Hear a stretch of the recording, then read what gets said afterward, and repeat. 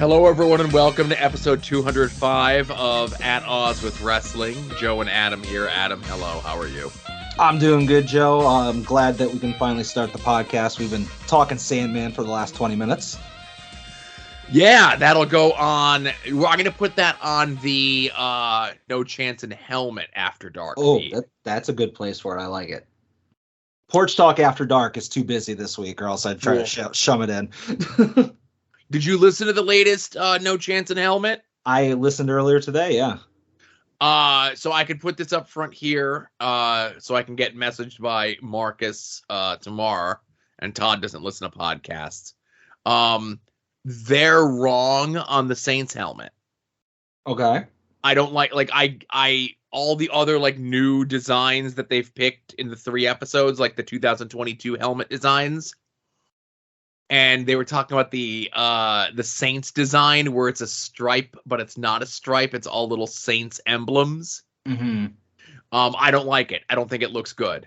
Maybe it'll look better in practice, like physically, but the pictures that they had on helmethistory.com made it look like lame, and they were both wrong. All 3 of them were wrong in that pick.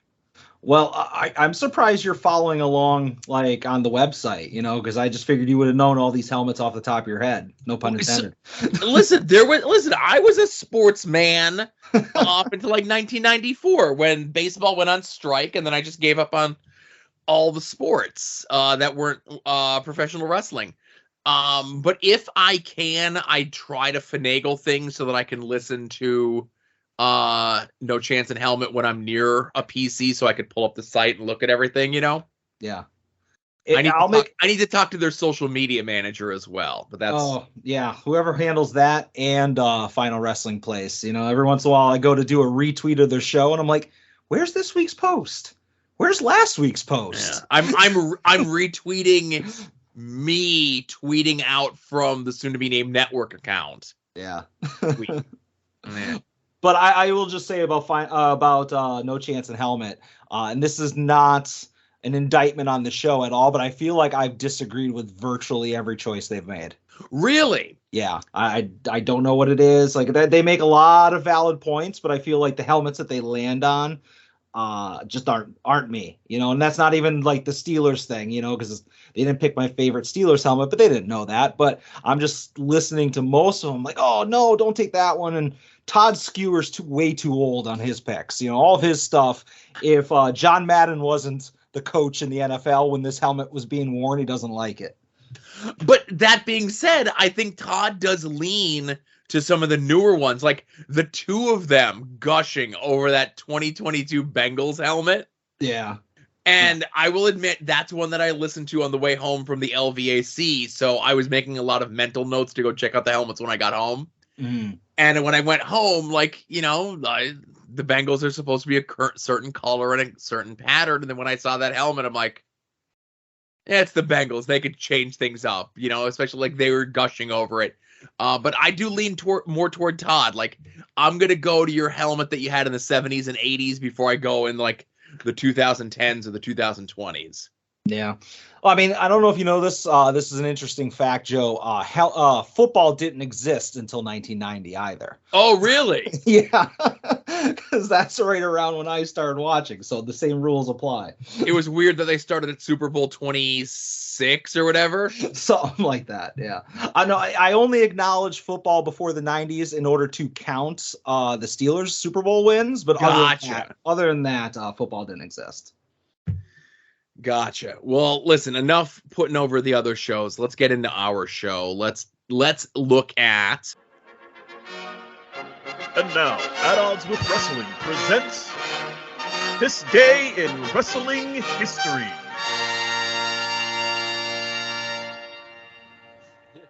All right, so this day, wrestling history, one of the most memorable angles in all of professional wrestling happened. This day in 1990, at the WMC TV studios for the Saturday morning Memphis television show, Eddie Gilbert hit Jerry Lawler with his car. It was so realistic, and again, it was 1990, so it counts when wrestling took place. Uh-huh. fans watching at home, because it was like kind of live to tape-ish, Yeah. the Saturday morning show, fans called the police to send them to the TV studio as they thought they saw like an actual vehicular homicide. Joe, not only have I never seen this, but this is the first I'm hearing of this. Really? Yeah. So, and listen, when we run out of Chikara stuff, I think 1989 to 1990, if I can find enough Memphis TV, that's what I'm going to start assigning.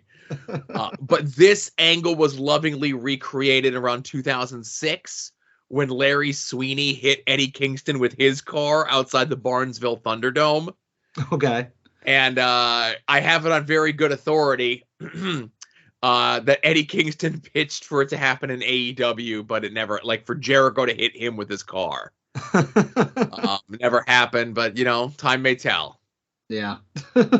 Well, Jericho's more likely to do a shoot run in of a car, Yeah. But this just further fuels my fire to make you watch old Memphis TV. Oh, no, I saw that 100 times. I got that confused. I was thinking of something else. I've seen this a million times, Joe. There's no point in making me watch it again. All right. You're a son of a bitch and liar is what you are. I had this confused with Yokozuna hitting Austin. I never saw that. Oh, okay. Perfect. So on this day in wrestling history as well, 1997, one more week that World Wrestling Entertainment is preempted by the U.S. Open. So it's another unopposed Monday Nitro on the road to Fall Brawl. We had it last week where we got the big promo where Arn Anderson announces his retirement and gives his spot in the Four Horsemen to Kurt Hennig to take on the dastardly NWO. And this week, 25 years ago today, I would say is maybe the more memorable segment. Mm-hmm. Now, Adam, if it was up to me, we'd just play the entire 11-minute segment. But I think this is a choice cut of it right here. All right. We've reached the lowest point Good, ever Mongo. on this program. We have. So, Kurt, that puts me and you, and I got a challenge for you. Wait a second. I don't want to fight you because I ain't won one in 20 years.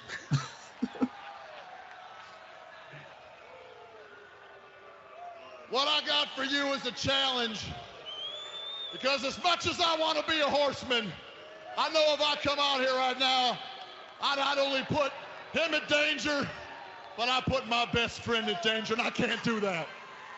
Waltman crying with the fake tears. Like Conan as Mongo. So what I'm doing tonight is I got a challenge to you, and I ain't got much to offer you, because the beer's spoken for. But what I do got is I got a spot with the Four Horsemen. Not just a spot, not a liver spot, not a spot like your dog spot. No, not just any spot, but my spot. So I need to know right now, Bastards. do you accept it? My spot, not their spot, liver spot, dog spot, anybody's spot, my spot, to become a Four Horseman. Not my spot, anybody's spot, dog spot, liver spot, my spot.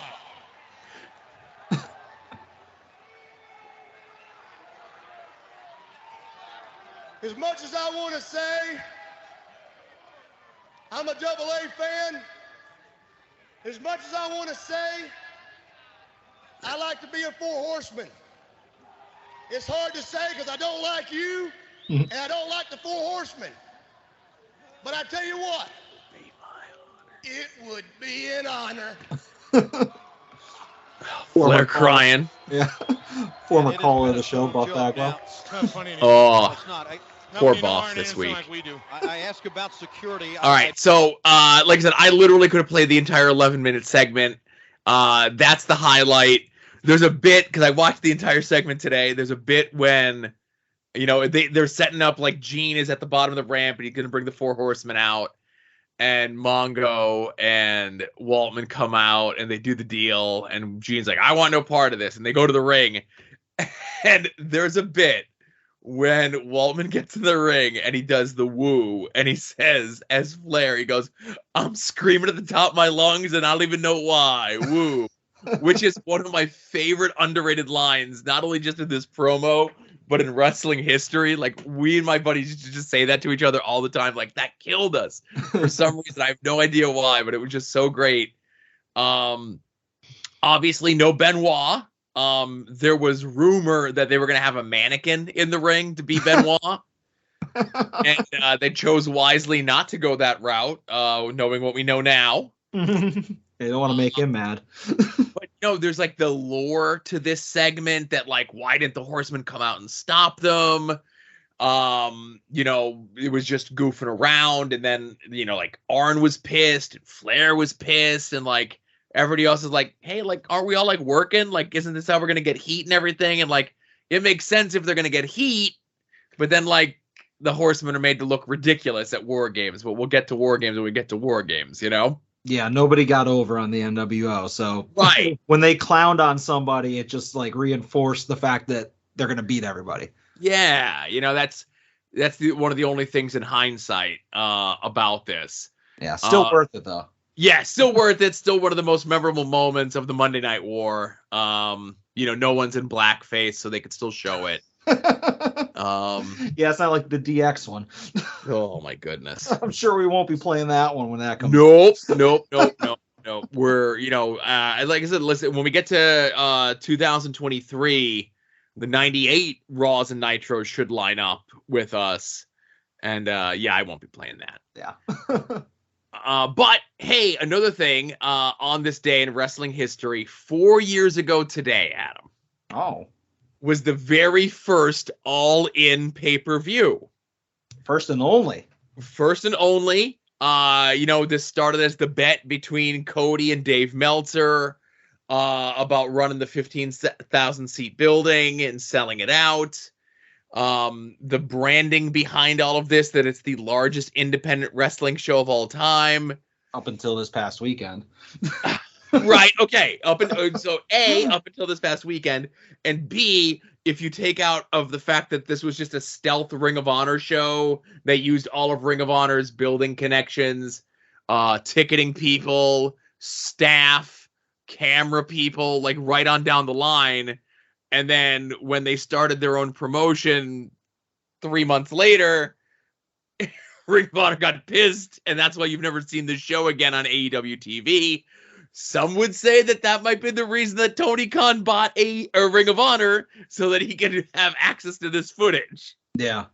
I mean, in everybody's mind, this is the first AEW show, even though, like, it wasn't. Right. So it makes sense to get that footage. Now, I popped it up real quick. Is there any way? And again, I'm gonna actually pull this up on my phone, so you're not like looking at the screen share. Okay. Is there any way that you can name any of the matches on this show? It's gonna be weird because I'm gonna remember like weird, like not the top matches. Right, and that's fine. Wasn't it Joey Janela versus Hangman? Right, in a Chicago street fight. Yeah. Fuck. I know that that idiot that got canceled won the Battle Royal to get onto the pay-per-view. Okay, now before you said won the Battle Royal, that cast a wide swath of people that are on this show who've been canceled. Yeah, no, I know. I know one. Christopher Daniels versus Stephen Amell. Right, there you go. That was the main event. That one sticks out. No, I don't remember anything else. I remember Joey Ryan had fucking dick druids, but most of the show is very forgettable for me. I know the Bucks maybe against Lucha Bros. Okay. So I don't remember. There was a pre-show Battle Royal to determine who would get a title shot at the Ring of Honor title. Again, it's an independent show, but all the Ring of Honor titles are being defended. And there was also the Briscoes taking on Scorpio Sky and Frankie Kazarian on the opening. Okay. The Battle Royal had a bunch of people in it. Most notably, Ethan Page was in the Battle Royal. Mm-hmm. And it's been 4 years. Ethan Page agented the Battle Royal. But because the Battle Royal aired on free TV, if you remember, like the WGN like Chicago station was, Yeah. and there was like men and women wrestling each other, apparently that got a little bit of heat on him, and they kind of had to like wait for that to cool off before they hired him. Because it's fucking his fault, right? Listen, somebody had to take the heat, and it's gonna pay off when they announce his figure this weekend, right? That we helped him get with the hashtag, right? Yeah. So main show is M-Dog Matt Cross taking on MJF. Yeah, no memory of that. Christopher Daniels taking on Stephen Amell, as you mentioned. 5-star classic. Listen to this 4-way women's match. Dr. Britt Baker. I've heard of her. Taking on Madison Rayne. Heard of her. Poor Chelsea. Heard of her. And Tessa Blanchard. I've heard of her. Cody Rhodes beating Nick Aldis for the NWA title. I fucking completely forgot that any of that happened. And as big of an NWA like legacy mark as I am, I just don't remember Cody being their champ. Right. So if you remember, like Cody had like his team with him, and his team was like DDP and Glacier and someone else. Yeah. And then Nick Aldis, as part of his team, had Double J. And I'm just gonna say, listen, Double J is the reason that all these things happen when it comes right down to it. He never loses. That's right. Hangman Page versus Joey Janela in the Chicago Street Fight. Jay Lethal defending the Ring of Honor World title against the winner of the Battle Royal, Flip Gordon, from earlier in the evening. That's the fucking guy I was thinking of, yeah. Right. Kenny Omega taking on Penta L0M. Okay. Okada taking on Marty Scurll. Okada against Scurll? Yeah, that's your semi-main. Whew. What a time to be alive. Now, I want to just let you know, so from the Cody match going forward, okay, every match is minimally 20 to 25 minutes bell to bell, not including entrances, not including post-match shenanigans, right? Yeah. So the main event runs short. And if you remember, they had to cut the main event down to like 4 minutes.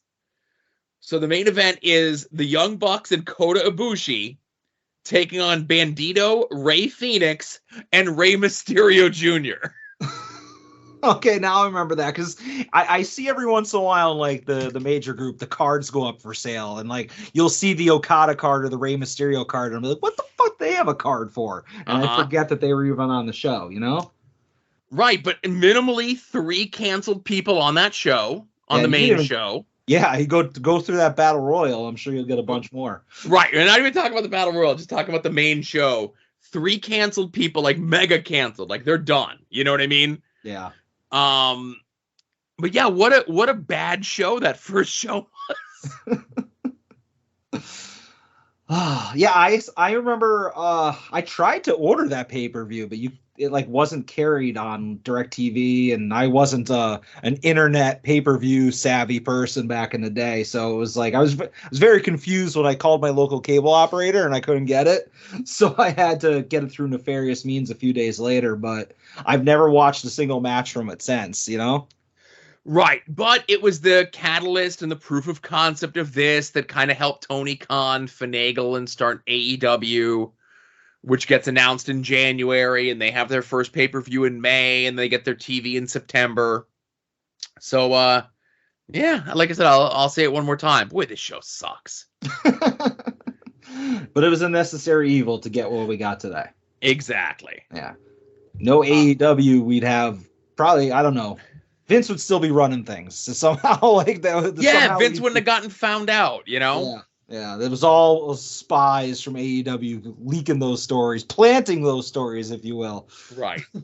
And the other thing, the commentary team, because a bunch of the pictures of it were going around. The commentary team for the show was Ian Riccaboni, all right, Excalibur, and Don Callis. 2 out of 3 ain't bad. I'm not gonna ask you who the third is. But so hey, enough about the past. Let's look at the more recent past. What would you like to talk about from the last 7 days in the world of professional wrestling? I'm going to complain about Dynamite and the Moxley CM Punk stuff. Okay. I'm going to shit on this stuff. What? Maybe I'm in the minority. But all right, first things first, we're in Chicago. So all right. This is CM Punk country. You know, it is what it is. Mox comes out. Mox is awesome. Mox is a killer. He says that Punk is mentally and physically weak. Crowd's booing the shit out of him. I like it. You're not going to get a babyface response to Jon Moxley after he destroys CM Punk. You're in Chicago. I'm fine with that. He leaves a blank title match, a signed contract in the ring. Ace Steel, backstage guy, CM Punk friend, whatever, comes out and gets it. I'm fine with all that. So an hour later, because apparently nobody else had the opportunity to sign that contract. It was just in the Ace pocket. Steel grabbed it, and Ace is a tough guy. Unless you were going to go and try to fight Ace Steel, you weren't going to get it. All right. Whatever. So nobody else signs it. CM Punk comes out, all like mopey, and he lost his smile. I don't know if I have it anymore. And the crowd's booing the shit out of him. So did all of the people who were booing Moxley in the first segment go to the bathroom, leaving behind only Jon Moxley fans? It made no sense that both Moxley and CM Punk are getting booed. The crowd freaking hated that CM Punk promo when he was all mopey and sad sack, and crying. And they're like, oh, he looks like he hasn't slept in weeks, or like whatever. He let everybody down. I hated all that. Ace Steel comes out. He injects the only life into this whole sad sack promo that was there, because if it wasn't for Ace Steel, that whole segment was dog shit. So Ace Steel, motivates him, tells him to fucking wake up, whatever, slaps him. I'm fine with all that. But then all of a sudden, CM Punk found his smile, and he's all like, yeah, I'm going to win the title. I'm going to fight. And he goes out into the crowd, and it's like a light switch went off. And a lot of people are going to say, oh, it's the motivation of his best friend, his old friend, his coach, his trainer, whatever. I don't buy any of that. I just felt like it was way too convenient of a transition. If this was a storyline done over the course of a couple weeks, maybe, where CM Punk is, down on his luck or whatever, not down. I'm not talking like fucking sad sack Corbin, but like, just like he can cut the I don't have it promo. And then the next week, maybe have Ace Steel, get in his face. And then the next week you can have the suddenly energetic CM Punk. It was just a lot of stuff like crammed into 2 segments. And then obviously we have Moxley coming out again later, which again, I love Moxley. I love this nobody can touch me Moxley, but you dedicated 3 big segments to 1 match, and spoiler about All Out when we talk about it later, there's like 27 matches on this card. I just thought that if you're going to be selling the main event, I don't think this was a great sell. Like, I'm going to watch it no matter what. I'm going to look forward to it no matter what, but this especially the Punk promo really didn't do anything to further my desire to watch the match. Okay, so I'm gonna do my best to keep like my armchair booking to a minimum, right? If you listen to We Need Wrestling this past week, I really felt DJ got into it, like talking about like how we as fans and long-term fans, and I'm with DJ, like, if I'm not thinking about comic books, I'm thinking about wrestling. If I'm not thinking about wrestling, I'm thinking about comic books. But wrestling very much permeates like a lot of my thought process. And I want to figure things out. I want to like fantasy book things. But I really just kind of need to let things play out. And just kind of be along for the ride, as opposed to trying to figure things out, build something up in my head, and then be upset when the thing that I built up in my head that nobody else knew was going to happen, because I thought of it in my head and I didn't tell anyone, and then it doesn't happen and I get mad. Okay. But to analyze what we just saw here, you need to, so yes, it would have been much better if they had, you drug this out over several episodes of Dynamite or Rampage or whatever, but time is of the essence. We're on a short schedule. It is what it is. We got to hot shot some of this stuff. I'm not that upset about that. Okay. Mm-hmm. Then on Dynamite this week, you devote 3 big segments on your TV show to 1 match. The main event for your pay-per-view for the Undisputed World title. Devote the entire 2 hours to it. It's your main event. It's the world title. It should be the main focal point of the show, right? But it's also a main event that doesn't need to be sold. So I don't agree with you on that. Yeah. But maybe it does. Because there was, even like we questioned it last week, and there were people leading up to Dynamite starting that people were saying, and like even the way that it was presented on TV was like, we don't know what the main event of the TV show is. So the fact of the pay-per-view is because the way that last week, like, well, Punk lost, so obviously he's not going to wrestle again for the title at the pay-per-view, but that was the plan all along. We just didn't know what the plan was. And because there was such confusion on the online community, which is a big part of the AEW audience, I feel as though they needed to devote that time to make sure that everyone at home watching knew what the main event of the pay-per-view was very clearly, right? Mm-hmm.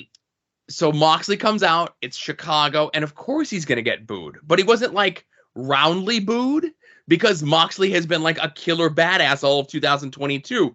I would say it was like a 60-40 split like against Moxley, right? I wouldn't say it was like 100% against Moxley.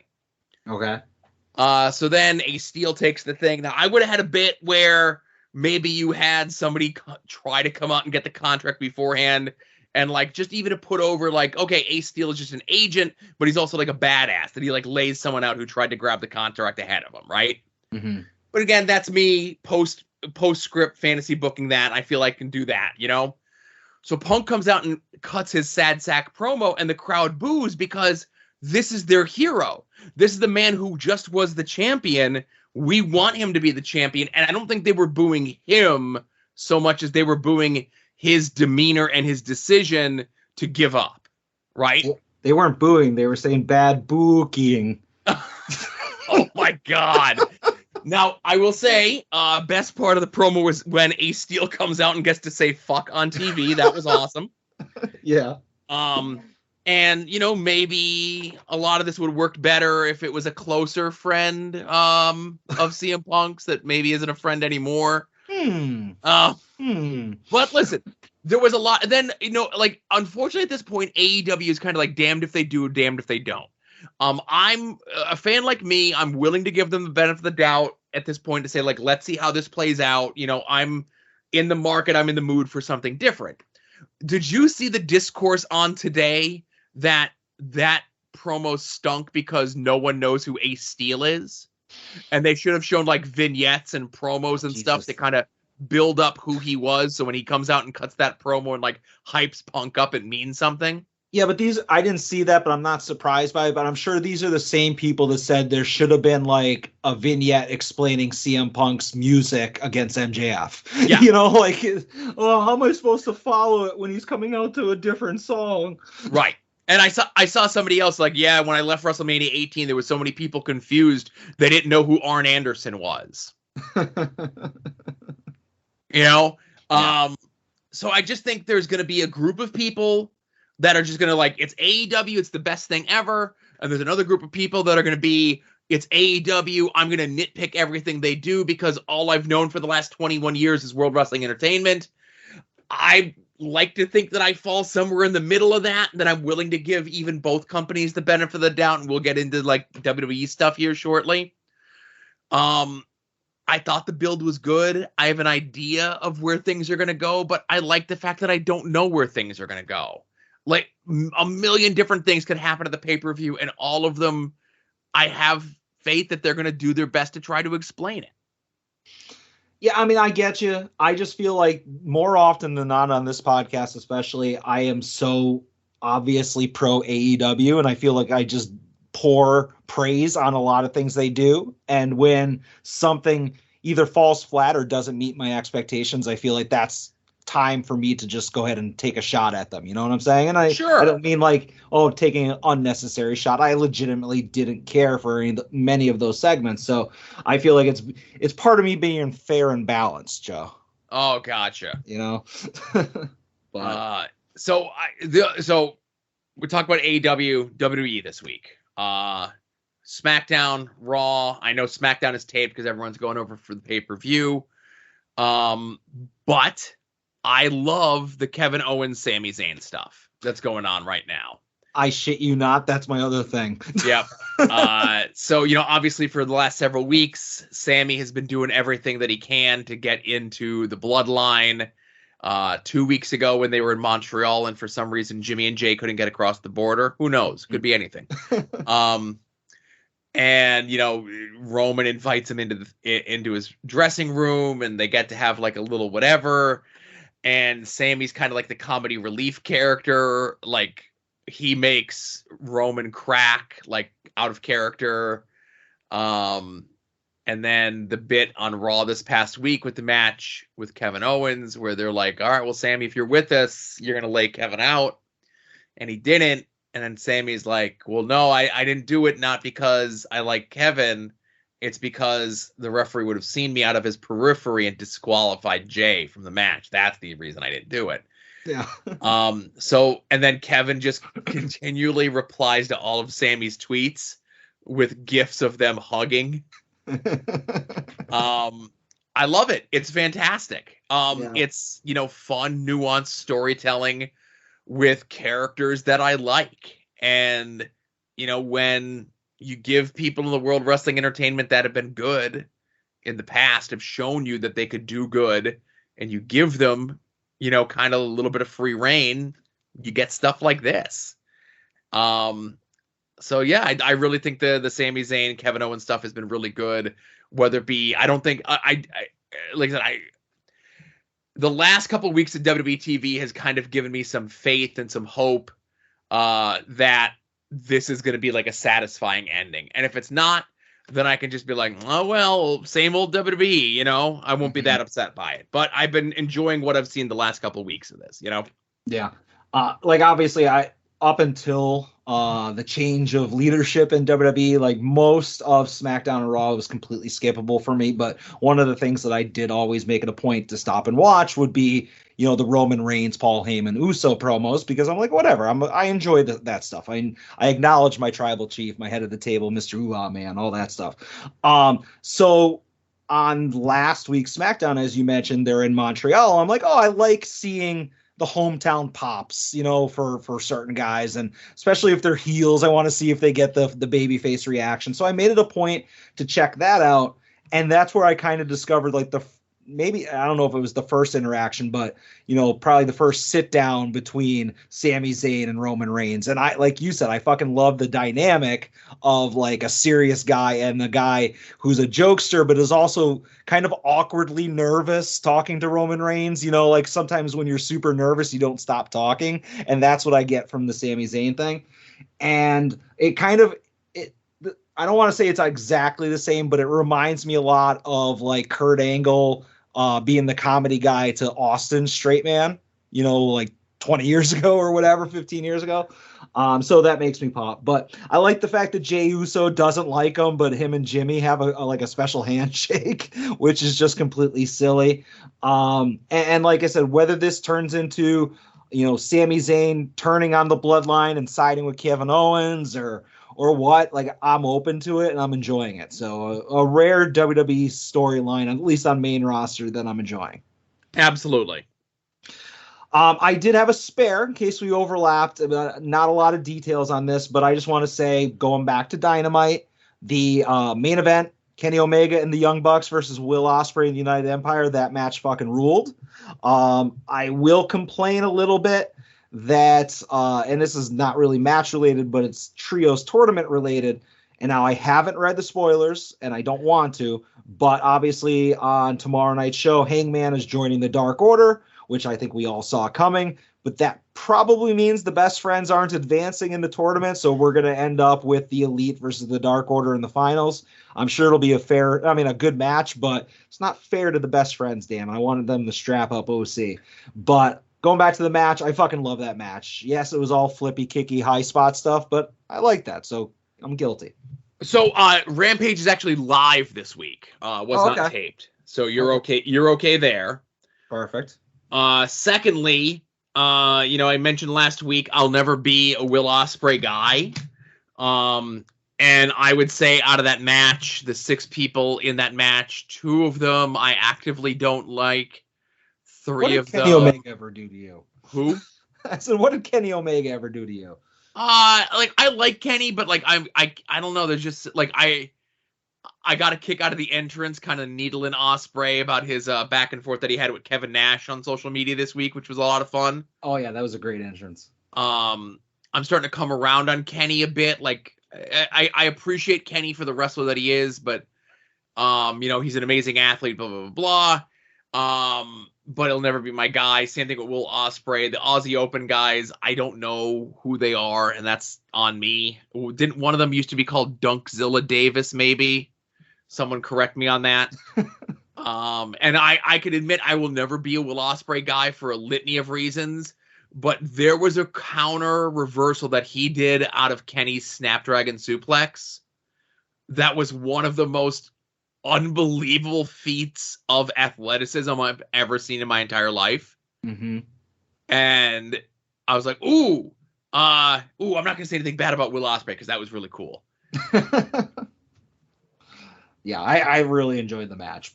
Participants notwithstanding, you know? Yeah. And unfortunately, and we'll get into it when we get to Does Jonah the card.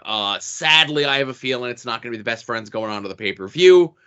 But that's okay. I'm certain that once whatever this little storyline bit is over, Trios Championship will probably be in the OC goal camp sooner than later, Yeah. I mean, it's looking more likely for the best friends than the Undisputed Elite. Yes, for sure. But all right. Yeah. So that's all I got to. That's all I got. All right, let's get into this then. Oh, no, wait, you're supposed to say your thing. Oh, hey, Supernatural. Joe, did you know that there are 2 pay-per-views this weekend? Well, technically 3, but I don't count that one. Oh. It's Sami Zayn's kicking down to the ring. It's Kofi Kingston doing his thing. Ruby Soho. on the show. Bryan Danielson. No. Is it the big dog's yard? Let's find out. Does Joe know the card?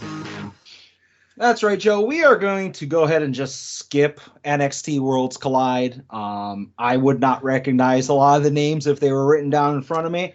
And we are going to acknowledge that, according to Wikipedia, the most trusted source of all wrestling news and information, the WWE is holding Clash at the Castle this weekend, and AEW is holding All Out. Starting with Clash at the Castle, Joe, do you know the card? How many matches are there announced? As of right now, and I'm sure tomorrow 7 more matches will get added, but Wikipedia says there are 6. And if there's one request I have for the Triple H regime, can we fucking get the card written down more than 2 days in advance, Anyways, but yes, 6 matches, none of them announced for the pre-show. Okay. Obviously, I know we got Roman versus Drew. That's been getting a big push, Yep. The rest of the card, they're doing Liv Morgan versus Shayna Baszler like she won something on SmackDown this week. I think the title match is this weekend, right? Yeah, that Liv versus Shayna is on the pay-per-view for the SmackDown Women's title. I know they did the big they did the big promo on TV this week with Matt Riddle and Seth Rollins, so I think that's happened at the pay-per-view. That's number 3. Gunther defended the Intercontinental title against Sheamus. That is correct. And you have 4. Okay. I know there's something going on with Edge and Rey Mysterio and Judgment Day, but I don't know, is Dominic in the match? Did something happen with Rhea Ripley this week that I can't figure out from wrestling Twitter? Just a bunch of her tweets and what she likes on Instagram, but other than that, nothing that affected her status in this match. Okay. It is a 2-on-2 match. Okay, so I'm guessing it's Edge and Rey against the Archer of Infamy, Damian Priest, and Finn Balor. That is correct. You're forgetting the most important match on the show. What was that? You're forgetting the most important match on the show. Is there an Alexa Bliss match on this show? There is. See, because why did I think they were doing Bianca defended the title against someone? They're not? Bianca's involved. Oh, is it a 6-man then? A 6-woman? It's 3-on-3. All right, so it's Bailey's group. It's her, Io Shirai, and Dakota taking on Alexa Bliss, Bianca, and I have no idea who the third person could be. Nobody's ready. Asuka. It's got to. Okay. But yeah, I pieced it together. I got there eventually. That's true. Like there's pieces there. I just, Yeah. All right. Not much of a pay-per-view here. So I'm interested to see what they're going to do with Drew and Roman. Because it's Drew's hometown, and I really feel as though they're going to have Drew win the belt, but like Roman shouldn't be losing the belt. So like I'm intrigued to see what's going to happen there. Mm-hmm. I really think Sheamus is going to win the Intercontinental title. They've been kind of building that up, that's the only singles title he's never won in WWE. And have him win it and have Butch fucking turn on him and just go back to being Pete Dunne afterwards. Or something, I don't care about the Edge and Ray and Judgment Day stuff. The women's 6-man will be good, right? Mm-hmm. As people and as like, I'm sure like technically the Matt Riddle, Seth Rollins match will be good, but I just don't care. And I don't know. I like Shayna Baszler, and I hope she smears Liv Morgan on the canvas. The sad thing about Liv Morgan is that she is presented as one of the weakest, least credible world champions on the company, but at the same time, they're going to have her somehow beat this like killer of a woman in Shayna Baszler. It's going to make no sense. I like that I don't know that for sure. Yeah. But as far as the Roman Reigns versus Drew McIntyre, I agree with you. I do not think Roman should drop the title until Mania. I know I've been saying that for a long time. And to have, I'd like to see Drew McIntyre come up big in his hometown. I think it would be a great crowd reaction. But at the end of the day, this is like a C-list pay-per-view, and it's like you're going to have the top guy in your company and Roman Reigns lose, the Undisputed Championship on like a C-list show. Might as well just do it on a fucking live event, Well, it's the first time WWE's doing a pay-per-view, premium live event, whatever, outside of, the continental North America in like 30 years. It's in the guy's hometown. They've been building the whole thing up. You know what? I'll throw my prediction and say Drew wins, but he don't have it. He don't get to the next pay-per-view with the belt. Does he lose it back to Roman, or does it transition to somebody else? He loses it back to Roman. But then Roman loses his, whatever he's on with, a 500 and something day consecutive streak, and I don't like that. I don't think that... It's actually it's 700 plus days. Yeah. I don't like it either, but that's just my prediction. Again, if I'm wrong, I'm not going to be upset because the storyline is there either way, Mm-hmm. See, I think it's the problem with having, I love Roman Reigns. I love having him have all the belts and just be the top guy. But number one, you've tied up 2 world championships, so nobody else can be the other guy. And when you have somebody be this dominant champion over the course of 2+ years, it's really hard to build a compelling case to have somebody beat him. Because at this point, you've built up in your head that whoever does beat him has to be this meteoric superstar. And Drew McIntyre right now is not that guy. Drew McIntyre going into the pandemic, might have been that guy, but I don't know if WWE has that guy right now. Or okay. At least isn't presenting somebody. Because, anybody with talent can be that guy. Kevin Owens can be that guy. It's just the way that these people have been booked over the last couple of years, they have to rehab. Right. Okay. So I'll say this. Wrestling is different than it was 6 months ago, a year ago, let alone 30 years ago. Okay. Going into SummerSlam 92 with Brett taking on the Bulldog. Okay. Literally less than a month prior to the pay-per-view, the Bulldog was on TV feuding with, and on the losing end, at least on TV, with the Repo Man. Okay.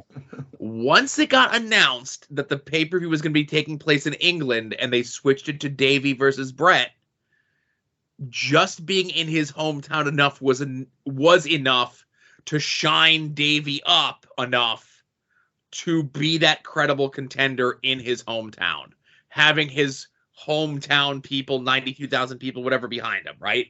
Sure, but I will argue, no disrespect to Bret Hart. Right. Bret Hart was not Roman Reigns. Bret Hart that year was not Roman Reigns this year. And no, he was not. And the Intercontinental title is not the undisputed world title. And it's not like Bret Hart was the Intercontinental champion for 2 years. And I these are all great points. I'm just going to say, do not underestimate the foreigner hometown advantage. Yeah, I get it. I mean, it would be a huge reaction. It would be electric. It's just they painted themselves into a corner where whoever beats Roman, it better goddamn be believable, because you can't put that genie back in the bottle. Right. All right, Joe, there's another show, and that is AEW All Out. And once again, according to Wikipedia, the most trusted source of all wrestling information and news, there are 14 announced matches. 3 of which are on the pre-show. And like you said, we still don't have the live Rampage results, so maybe more will get added. Right. But, Joe, do you know the card for this? Maybe. All right, so let's hang on. I got to write these things down, so I'm eliminating them. We got Punk and Moxley, right? Yep. Okay.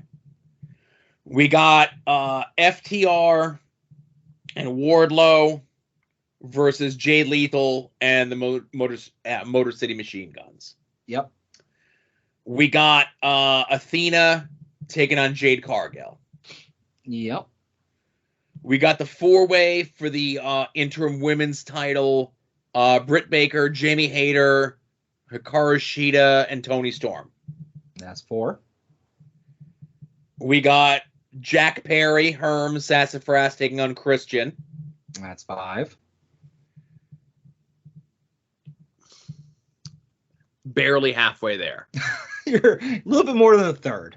We got the finals for the trios tag thing, which is more than likely going to be Kenny and the Bucks against John Silver, Alex Reynolds and his fancy beard, and Adam Page. Yeah, and Alex Reynolds looks like Cowboy James Storm now. Yes. All right, that's okay. 6. Is House of Black versus Miro, Darby, and Sting official? It is. Okay. That's 7. A little bit more than halfway there. Are we counting Kingston versus Tom Ishii? Tomohiro Ishii versus Kingston is on the pre-show. So But is that one counts. of the one of the 14 matches? It is. It's 3 pre-show matches, a total of 14. Okay. We have Danielson versus Jericho. Yep. That's 9. Trying to picture the roster in my head and not have a ton of dead air, Fine. I'll fix this all in post later. Oh, yeah, you'll fix it in post. I made a live auction bid on eBay while you were thinking. Oh, good. I'm glad. I'm just trying to think of who I'm leaving out. Because that's the thing. You got 15 matches. They're trying to get everyone on the card, Yeah, 14, but you have 9 so far. Ricky Starks versus Hobbs. Powerhouse Hobbs. Yep. That's 10. Acclaimed versus Swerve in Our Glory. That's 11.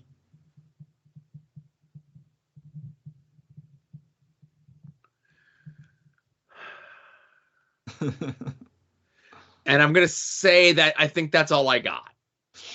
All right, so you had 11. So you're missing 3. Not bad. And it's actually 2 relatively hard ones to get and 1 slam dunk. But on the pre-show for the FTW Championship, we have Hook versus Cool Hand Angelo Parker. Okay, now see, I didn't know that was officially announced, but okay. Yeah, that had a graphic last night. So okay. The other pre-show match for the All-Atlantic Championship, Pac versus Kip Sabian. I can't believe I forgot a Kip Sabian match. Hey, give the guy a chance. Give Rodney a chance. Give Especially- Rodney a chance. Anyway. I hope there's room for Penelope Ford in this rebranding of Kip, so we'll see. And lastly, you forgot the casino ladder match. Okay, good. So you say the casino ladder match. That is Lucha Brothers. That is Rush and Andrade. That is Claudio and Wheeler Yuta and the Joker. And Dante Martin. Thank you, Dante Martin. Yeah. And is it me, or did they used to have more people in these, or am I just remembering it wrong? No, you know what? I'm thinking of like the one that has the is suits. good for a match like this. 8 people is plenty. Yeah, I'm thinking of the fucking ones that have like, oh, the clubs are coming out now. That's like the Battle Royal. That's what I'm confused with. This one just has, this is the one like Ethan Page debuted 2 years ago and right. Johnny Elite fucking last year. Ugh. So, all right, big predictions. Okay. Moxley Punk. Okay, now bear in mind, this is not, I need to preface this and say there's not fantasy booking. This is predictions. Punk wins and turns heel. Okay. The promo on Dynamite this week, he came out and him being all sad sack was fake to get the people behind him and to lull them into a false sense of security when he turns on not John Moxley but the fans this Sunday on the pay-per-view. Like somehow, like I can even see it be like somehow CM Punk has like a babyface promo tomorrow night on Rampage where he says that like, John Moxley, you want to be a killer? Let's make this no DQ or something like that. And then just CM Punk just cheats nonstop to win, like chairs and bats and fucking barbed wire or whatever, I could see that. No, it's got to be like one big shitty thing that he does. Okay. Yeah. I know you do a lot of times fantasy booking your buddy Phil, so I defer to you on this one. Right. When I close my eyes, that's what I dream about. New women's champ. Who's the new women's champ? Jamie Hayter. Oh, thank God.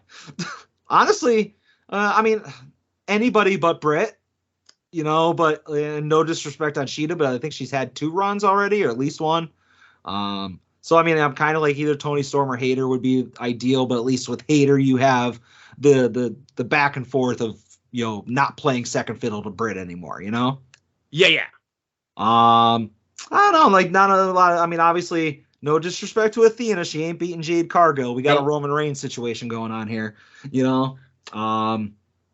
Swerve and Our Glory versus the Acclaimed. Is it time to strap up the Acclaimed? No. See, I don't know. Strike while the iron's hot there. Swerve and Our Glory is a makeshift tag. They were teasing them fighting amongst each other as recently as the last pay-per-view. I think there's plus, Joe, if you read Twitter, both Keith Lee and Swerve Strickland are leaving to go to NXT soon. So. Oh yeah, Keith Lee, Swerve Strickland, Aleister Black, Bryan Danielson, all of these guys, they all want out of their AEW contracts. Yeah, Adam Cole, Cool Kyle. Only Bob Fish is the actually only one who's going. Yeah. Bob Fish is very funny on Twitter, is all I'll say. Okay, so how about this? You want again predictions? Yeah, what do you got? During the Acclaim Swerve Keith Lee match, that's where we get to see the full breadth of whatever Stokely's stable is, and they come out and kind of like lay everyone out. Like Ethan Page, the Ass Boys, W. Morrissey, and maybe like a new debut. Yeah, I mean AEW doesn't do like fuck finishes though. No, I'm not saying that, like it's gonna be like maybe like a contested finish or like distraction or whatever, like Stokely is gonna be involved in that match somehow. Yeah. Okay. Only so that we sometime down the road get a Stokely Hathaway Max Caster rap battle. Print all the money. Oh, I'm sorry. Go ahead. I was just gonna. All right. So listen, I'll just go through my predictions. You stop me. Yeah. Hook wins, and I say that he makes short work of not only Cool Hand Ange, but also Daddy Magic as well. Like it's essentially like a 2-on-1 handicap match, and Hook beats them both. Okay. I have a feeling Kip Sabian's going to win the All Atlantic title. Yeah, I mean, if you want people to take Kip seriously, he's not the video game guy anymore. You got to give him some wins, and this would be a chance, I think FTR, Wardlow, Jay Lethal, and the Machine's is gonna be very good. I think FTR and Wardlow are gonna win. I hope, like, before the match, Wardlow beats the shit out of Jay Lethal, so Jay Lethal's unable to compete, and then Wardlow's like, guys, I'm gonna take the night off, and we just get FTR versus the Motor City Machine Guns. I like that. Yeah. I think Christian is gonna win, but it's gonna be one of those things where, like, Jungle Jack Perry goes too far, and the referee, like, stops the match and awards it to Christian because Jack goes too far. He looks at his violent hands. Right. I honestly hope that, like, somehow, I don't know if I want this feud to continue. I kind of don't. I want Jungle Boy to move on to something else, but obviously he could benefit from working with Christian Cage, as could everybody. I want I want Luchasaurus to finally viciously turn against Jungle Boy somehow. Mm-hmm. That had promise before, and they fucked it up. I'm gonna say that Dark Order wins the Trios title. I don't see that happening. Okay, these are my predictions. Yep, and this is mine. Team Sting wins. Miro comes out in Sting Darby face paint, and Sting jumps off something very high. Yeah, I can see that. I'm looking forward. That's a low key favorite match, or like looking forward to the most match. Eddie versus Tom Ishii is going to be awesome. The fans win in that one. Mm-hmm. Danielson is going to... No, okay, so Jericho's going to win because of course he does, LOL, but it's going to be because he shames Daniel Garcia into helping him win. And then after the match, Daniel Garcia lays out Jericho. Oh, I like that. Okay, I agree.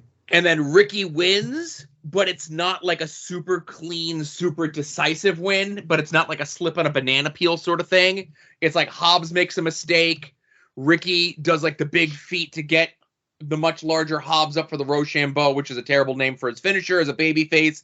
He wins from that, and then like Hobbs lays him out because that feud is just getting started. Like, this isn't the end of that feud. This is the beginning of that feud.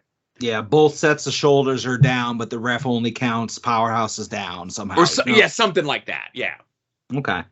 I hate asking you questions like this because I don't know who you're in group chats with, but the casino ladder match, I'm not going to ask you who you think the TBD of the casino ladder match is, but is there anybody in that, as far as the 6 men announced that you can see being the future number one contender to the world title? Claudio is going to win it.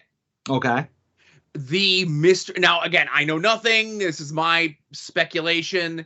The mystery person, the Joker in it, is going to be that Nick Wayne kid that AEW signed a while back and haven't done. They made a big announcement that they signed him. He's like a 17-year-old prodigy. He wrestles in the Pacific Northwest in GCW. GCW is running shows in the area this weekend with Nick Wayne on it. And I think him being the Joker in a flippy-do match like this is going to play to his strengths. He doesn't have to win. He just has to have an impressive showing in this match, which he will. But Claudio is going to win because I like the prospect of doing Claudio versus Punk or Claudio versus Moxley, depending on who wins in the main event. See, I don't know anything about this guy you just said. He's so unrememberable that I forgot his name already. But that will go over like a fart in church for what the fans have come to expect for the wild card or the Joker. And I'm you know sure what, he'll Adam? deliver. I'll say this. When it's Nick Wayne and the crowd goes apeshit for him, I expect an apology. All right. On the show next week. That's fine. I mean, I could be, I'm sure I am in the minority, but I'm just speaking for the people who just know wrestling from what's on TV. Like that would just be like and I'm sure he'll turn things around and prove everybody wrong in the ring.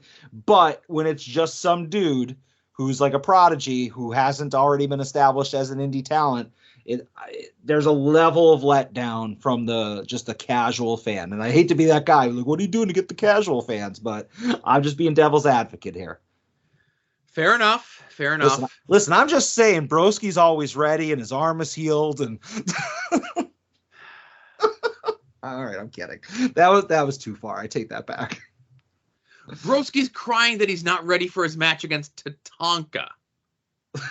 And it's in a match where you have to catch dives. And God! And he tore his tricep by catching a dive of a guy who weighs $150. Give me a fucking break. Oh. But I'm sure that dive attempt and messing up Broski's arm probably led to Cora Jade going to Braun Breaker. It was a disastrous thing overall, you know? That's what did it. Yep. Okay. Anyways, Joe, which one of the two shows this weekend are you most looking forward to? I'm going to say the AEW show. Just by a hair, though. It's like 51% to 49%, I'm sure. Mm-hmm. And interesting enough, no Sammy Guevara on this show. So who won that feud? Could be anyone. Yeah. So, hey, I know we have like one other big thing to talk about, but I'm sure it might get brought up a couple times. So let's get into phone calls, eh? All right. Adam. Yes. Sepia button time. Hello, at odds with wrestling. Well, yeah, whatever Artie said before. Hey, Joe, Adam, Big Sue here, your undisputed holder of the At Odds Sepia button. And no matter what controversy Artie might try to produce here, no matter what that dolt might try to say, my hand was raised at the end of the night. So, here I am. Artie, if you want to do something about it, I'm pretty big. I'm pretty easy to find. So, until next week, gentlemen, have a fantastic week. Regards. Fucking hashtag. I was going to say hashtag Sepiagate. You know, that's pretty much what Twitter's been talking about all week. Oh, yeah, definitely. I like Sue being in charge of the Sepia button. You know, the quality of his calls are, I'll say they're better than Artie's, right? He did beat Artie to being on Hit My Music, which Artie was on this week, Mm-hmm. And you know what? I don't want to get too far into it because the next call is Arthur MacArthur. All right, let me hear both sides of this before I weigh in. All right. Hello, Adam. Hello, Joe. The strongest man in all the land. This is supposed to be a happy time. Or if you haven't noticed, I posted the announcement, which was not the greatest announcement. They didn't really make graphics yet, but it's something. Golfing season versus the legendary Rock and Roll Express on September 17th. And yes, there's an AIW show that day as well. We're doing that too. That's during the day. Double shot. It's going to be a great time. Defending our belts, possibly winning the belt against one of the greatest tag teams of all time. But we're not talking about that day. No, we're in the midst of a controversy. The controversy that is hashtag Sepiagate. Wait a minute. Now, as some of you know, for those who weren't at Old Wrestling, I'm sure all the listeners here were there to witness this travesty. Good old Big Sue has somehow gotten the Sepia button from me. And I have to tell you, I don't think it counts. And let me explain. I think there's something afoot. For those who watched, you saw my partner, Clean. He said, fuck it. Yes, I swore, but that's his tag team name outside of Old. He didn't try. Look at him. Look at the match. He's eating popcorn. He can't even squat the cymbal monkey. I think there was a fix. I think Clean was being paid off by Big Sue. Yeah, because we all know that Russ Taylor, Clean, whatever you want to call him, is one of the most talented veteran wrestlers out there, and he just phoned it in, almost as if on purpose, to make me lose the Sepia button. And yes, I didn't try to stop the fall, because what's the point? It's rigged. The whole thing was rigged against me. Collusion. Professional wrestling isn't supposed to be tampered by such fixed results. And if you think you're going to get away with stealing what was rightfully mine and earned, Big Sue, you got another thing coming. Keep talking in your sepia tone, because it's not going to last forever. I don't know where. I don't know when. And there's really nothing booked, so this is probably me talking about nothing at this point. But Big Sue, I'm challenging you to a match. It can be anywhere. Hit up the promoters. I will face you. A sponsored match of At Odds Wrestling determines the true sepia button holder. And Adam, Joe, I think you know that something is afoot. And I hope the listeners know that something's afoot, because I won't stand for this. That's all I've got this week. I hope you all have a wonderful, wonderful weekend. All right. I feel like since I'm the closest to the situation, since I'm the one actually involved in these matches, I should probably weigh in first. Again, thank you, Artie, for acknowledging that it's #SepiaGate. When Big Sue called in last week and laid down the challenge of the terms where it's like the winner gets the sepia button, this is my own ignorance. I thought it was a one-on-one match. I didn't realize that there was going to be all these other moving parts, and like just the fix might be in. I think Artie has a compelling case there. You know, like I smell collusion and it smells real bad. I don't want to just strip Big Sue of the sepia button and award it to Artie. But I don't know, man. Holding the sepia button in abeyance might be the way to go. What do you think, Joe?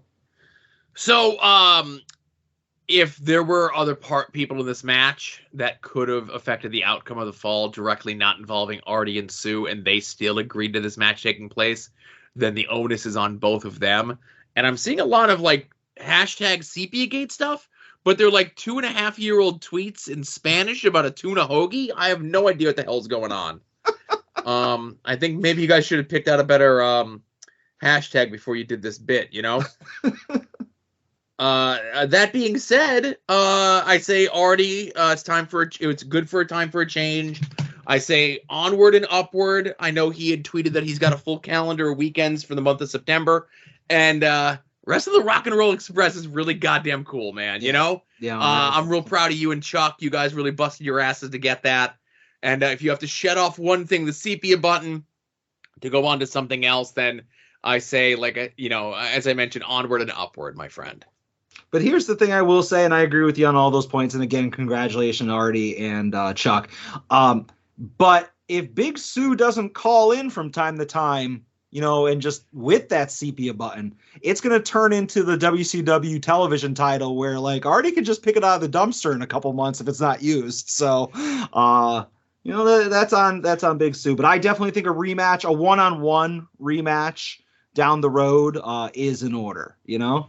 Right. Do like a minor 49er match with a box on a pole on each corner, and the sepia button is in one of those 4 boxes. Yeah. Beetlejuice somehow gets involved. I'll referee the match. There you go. Oh, yeah. Oh, you call it right down the middle, Daddy. Sure. Yeah. All right. Next call. Hey, what's up, dudes? It's your boy Kenny from the Mystery Men. I don't even know where to start this phone call. So much to cover, so much news. You got, so great to see you guys and everybody in the family at the LVAC, the greatest independent professional wrestling promotion that ever did live. And, sorry for, hitting Adam in the head with my freshly won skateboard deck. Adam, if you want to DM me your address, I got a care package for you. Ooh. Have that right out for you as soon as possible. Great to see, Joe, you and, your son Asa. And I know he was a little, if you want to beat that, go ahead, right ahead. I apologize.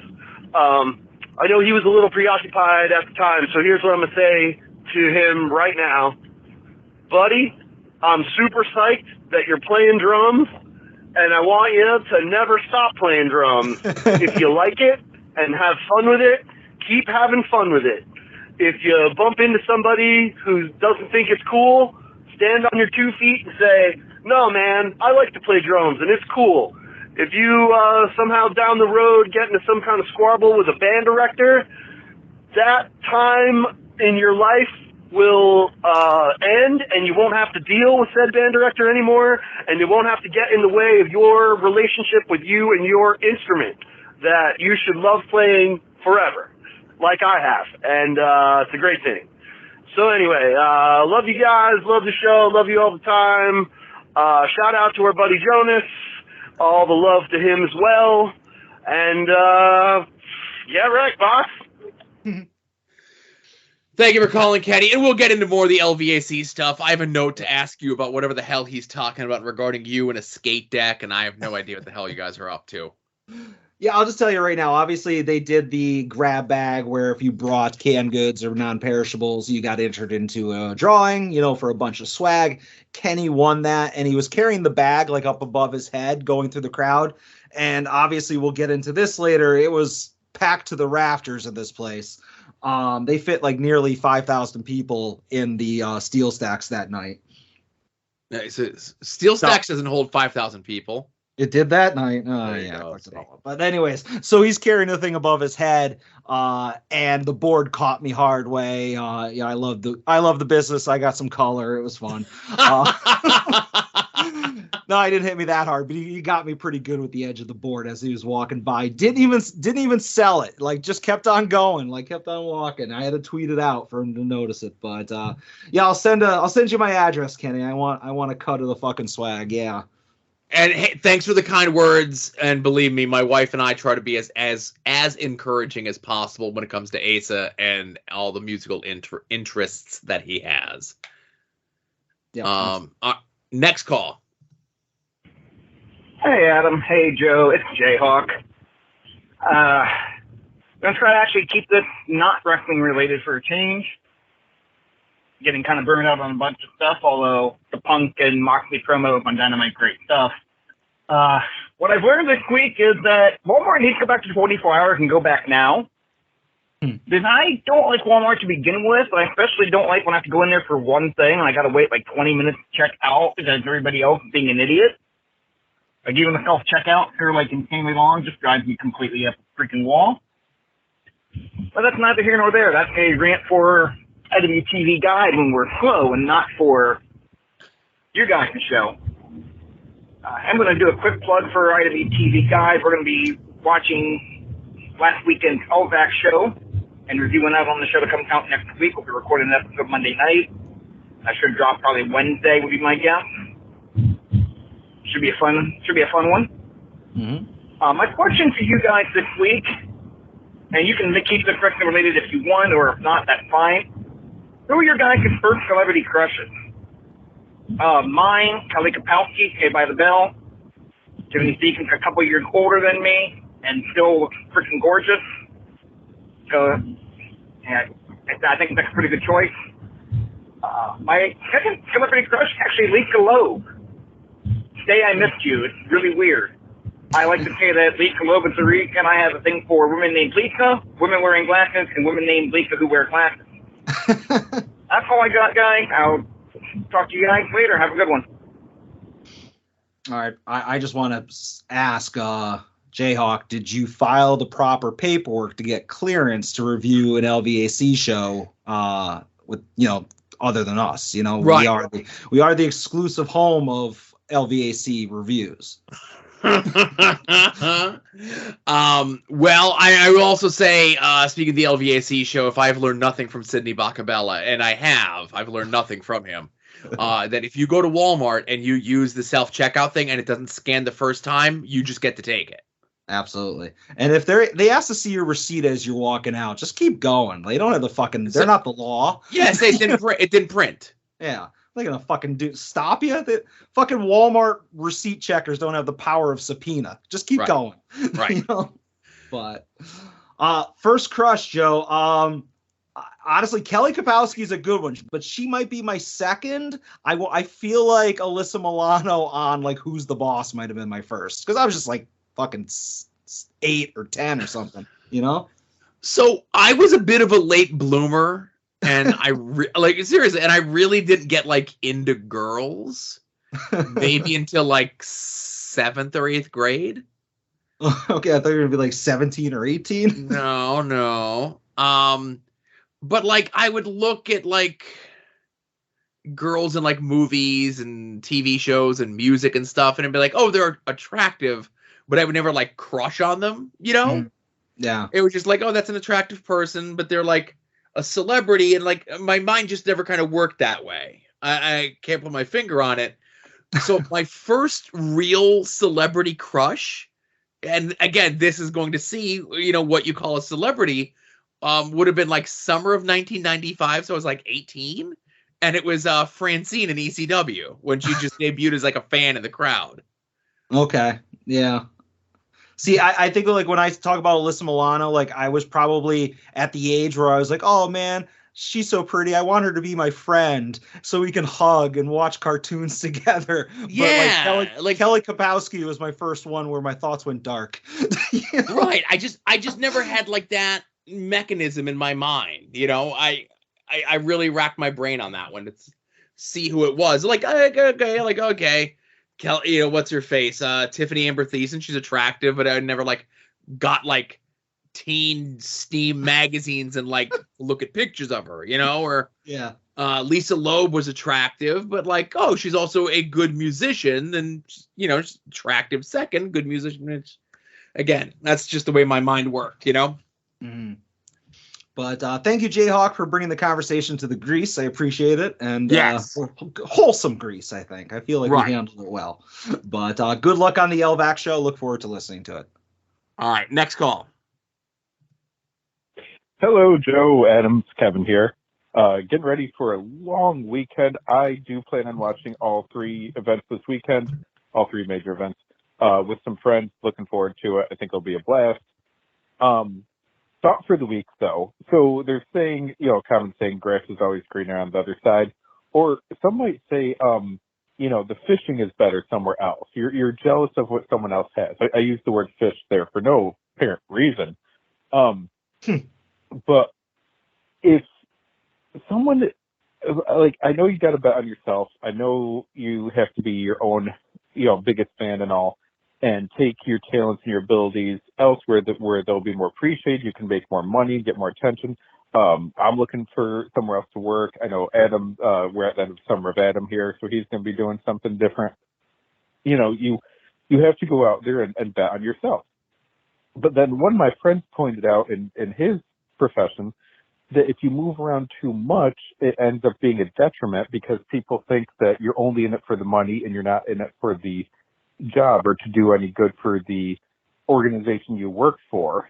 So they're not going to look at you for anything, promotions, raise, a push, because they know as soon as you get offered a penny more somewhere else, you're out of there. So is someone like Bobby Fish bouncing around, or any other wrestlers bouncing around, and there's rumors of AEW wrestlers wanting their releases, is there such a thing as bouncing around too much and hurting yourself? Because if I'm a promoter, a manager, an owner, whatever, and I don't think the person's going to be there in 6 months, a year, whatever amount of time, then I'm not going to give them anything because they're going to be gone anyways. So curious your thoughts on that. Looking forward to the show. I have an early day tomorrow. I don't want it to be an early day. It's a long story. Sucks. But anyways, I'll have fun listening to you guys during my early day tomorrow. Bye. All right. So thank you, Kevin.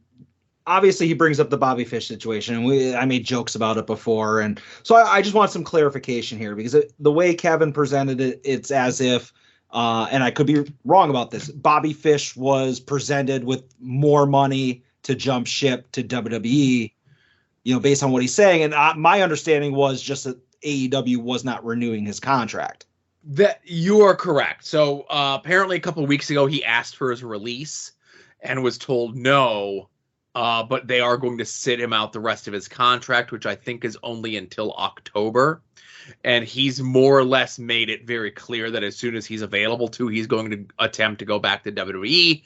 And I think he's made it clear that WWE is willing to have him back, right? Yeah.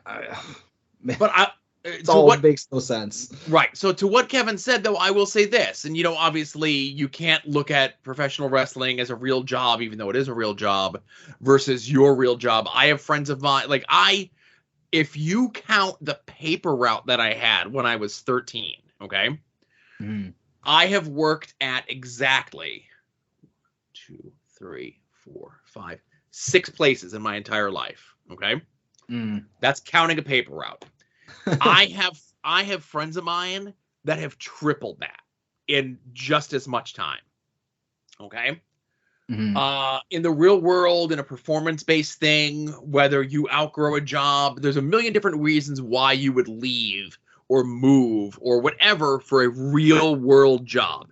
Professional wrestling is a job. Professional wrestling is not a real world job because you look at things are different. Obviously, the last 20 years is a different situation.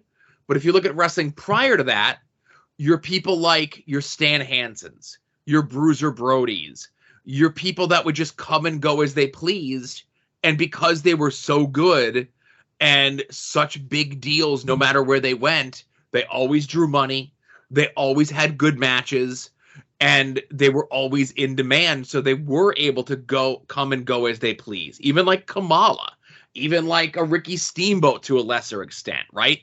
There was a period of time in like from 88 to 94, or like let's say 92 when he finally settled in WCW. 89, he's the WCW champion. And by the end of that year, he's gone from WCW because they made him a lowball offer on his contract. And he's like, fuck you. I'm going to go somewhere else. He goes to WWF and he's the dragon with the outfit and the blowing the fire and everything else like that. And he's in the middle of his contract, and they wanted him to do a job on TV to The Undertaker a week before The Undertaker won the world title from Hulk Hogan. And Ricky Steamboat said no and quit. Okay? He then goes back to WCW after he just walked out on a contract from them not 2 years prior. If you're good enough when it comes to professional wrestling, you could do whatever you want short of murder. Sometimes murder. And obviously we talked before, jokingly said, haha, there were 3 people on the All In show that were canceled. They still get work. They just don't get work anywhere you've seen them get work, you know? Yeah.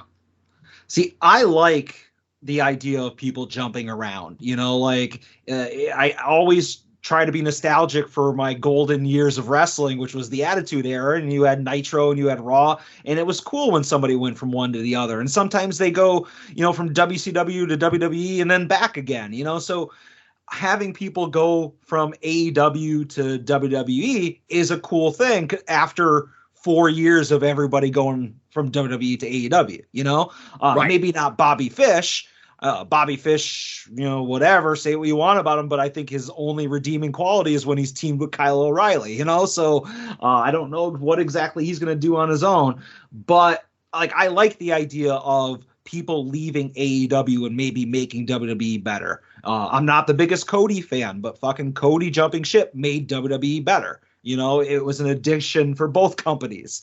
And Cody leaving WWE in the first place made Cody better. Yeah. Yeah. So, I mean, every single time you jump ship, like it's an exciting thing, you know, for most of these people, because you get a debut and a debut is cool and somebody's showing up where they're not supposed to be, you know. And as far as like the perception that you're unreliable because you're just going to go to the other company, you know, 9 times out of 10, you're signing a contract and you're there for a year or you're there for 2 years, whatever, and they can build whatever storylines they want out of you during that year, during that 2 years. And when that's over, you're free to do whatever you want. You shouldn't feel beholden that you're like, I have to stay with this company because they've been paying me the last 2 years. You know, fuck you. When did wrestling become a business? You know, like exactly. But yeah, just to recap, I love people jumping back and forth, and you use the territory days as an example. Like, I think even like the indies, you know, you can have people from any promotion show up at any other promotion, and then it just makes them new and exciting if they haven't wrestled there, you know, like when bulking season comes to LVAC, you know, like it's going to be the roof's going to come off the place, you know? So I like the idea of there being just people jumping around, and I don't think you should have to be loyal to, especially if we're talking about these big companies. Right. Hopefully that answered your question there, Kevin. All right, last call, pink button time. It's Young Ed. Yay. Hey, Joe and Adam, it's Ed. Sounds great. You know, show this week, right? Out of town. So I just want to let you guys know like this was what we would have been talking about this week. And here's what I came up with. One, I'm sure as you saw Adam in the Pro Wrestling Noah N1, Katsuhiko Nakajima knocked Kenny Okada the fuck out with a kick and broke his jaw. And I said that this was fucking awesome because it was. And a bunch of people on the internet were there to tell me that it is not actually awesome, it is bad. I think these people are giant babies, and I don't know, like, yeah, I kicked him particularly hard accidentally and broke his jaw. When they come back, it's a made program, you know what I mean? People act like, oh, fuck-ups don't help the wrestlers sometimes. Like, look at Becky Lynch, look at Austin, like, I don't know, sometimes you get hurt and you get fucking real over from it. And I feel like that's the case. Kenny Okada's a young guy, Noah, and he's going to have a story, come when he comes back. So that's great. But the bigger story is Mark Madden's a giant fat piece of shit. Mark Madden fucking sucks. I dare you to find me a picture of Mark Madden where he's not open mouth breathing like a bass that you just took out of a fucking river. Subhuman fucking garbage. He's only famous because Vince McMahon was stupid enough to think that he was a color commentator.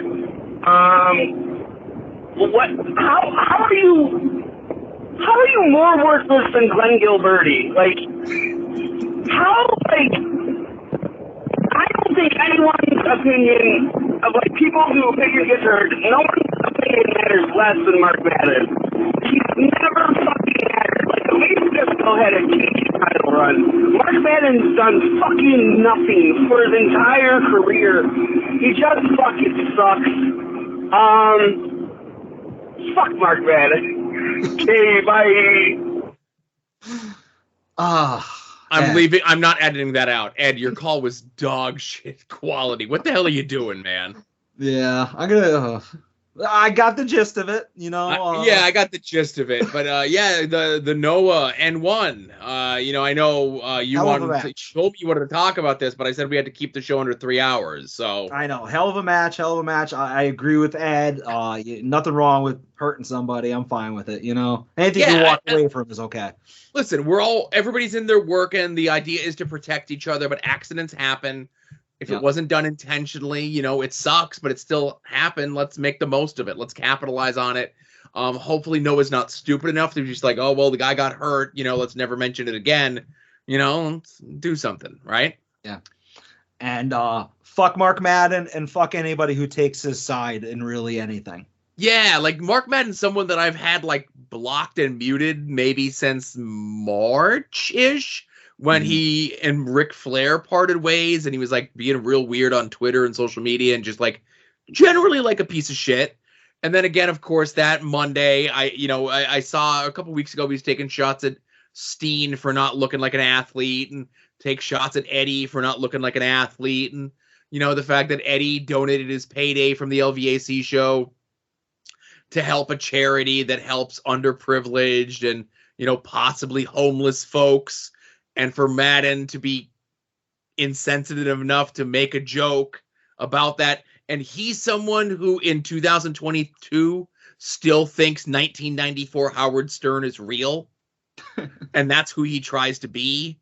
I could sit here and talk about what a dog shit human Mark Madden is and has been for his entire career. But I could just say this. He's the voice of Pittsburgh radio sports on the radio, and if that's not enough to know that he's a piece of shit, I don't know what else is. He's fucking Pittsburgh sports talk. That don't try equating him with the voice of like Pittsburgh sports. All right. Okay. There's people that call Pittsburgh games over the radio and on television that are much better than this clown. That's like saying I'm the voice of professional wrestling. Voice of Japanese professional wrestling. But yes. Yeah. All right. Don't go associating fucking Mark Madden with Pittsburgh, all right? He associates himself with Pittsburgh sports. I'm not doing it. That's what he does. He claims he made $330,000 last year by being a Pittsburgh sports talk radio personality. All right then. That's your boy. I'm just saying. Fucking my boy. Aren't you a Steelers fan? I'm not even gonna. I'm not going down. I'm not doing this bit, Joe. You wanna back? You wanna commiserate with a with Go ahead. fleshy white skin stretched over 450 pounds of fat and shit. Anyway, no, enough negativity. Yeah, always the best person to like Mark Madden to like commentate on like other people looking like shit, you know? Fucking right. And listen, I'll give him the benefit of the doubt, man. He never claimed to be an athlete. I completely understand that. And taking shots at him being a 450-pound pile of shit with fleshy, translucent white skin stretched over it is a very easy thing to make fun of. But you could also make fun of that in the group that had a Disco Inferno as the punching bag, he somehow found himself to be the punching bag of the group of friends that he was in, just to go to show you what sort of person he is. But again, enough negativity. Let's talk about the LVAC show. All right. The Steel Stack SmackDown, which for some reason on commentary, I couldn't get my words to formulate those words to work in my mouth during course of the event, which is when I should have been able to do so, right? We're not going to do like a review. We're not going to do a beat by beat thing. You can go over to Kevin, who called in before, his blog at Mass Library, read a full rundown. You can listen to IWTV Guide next week, where they're going to do a full rundown of the show. Let's talk about the time that we had, the experience that we had, all that sort of shit, right? Yeah, absolutely. You had to be there a little bit before I did, so if you have anything as far as before doors open, anything? Yeah. So just okay. So I get there, and I got there, because call time was 5, which means 5:30, and I tried to get there for like 4, and I had April and Asa with me. They came down separate because they just want to come say hi to everybody, specifically Eddie. They did get a chance, like they were leaving as OC was coming in, so they got a chance to see OC as well. Trying to think what else. So I got there and like Eddie was already there because he had changed his flight, which was a whole other mishigosh, right? So Friday, so the show's Saturday. I get a call on Friday from Eddie, right? He wants to change his flight from Friday night to Saturday morning. Okay. And I go, okay, just call Mantis, let him know. I'm sure like whatever needs to be done is whatever needs to be done, right? So I'm talking to Eddie for a little bit, and he just says that, like, it had been a hectic 2 days prior, and he hadn't packed yet, okay? So he calls Mantis, they reschedule everything, and then I get the text from Mantis saying, like, oh, my heart can't take this anymore, being a promoter. I'm like, he's not canceling on you, he's just moving his flight, right? No big deal.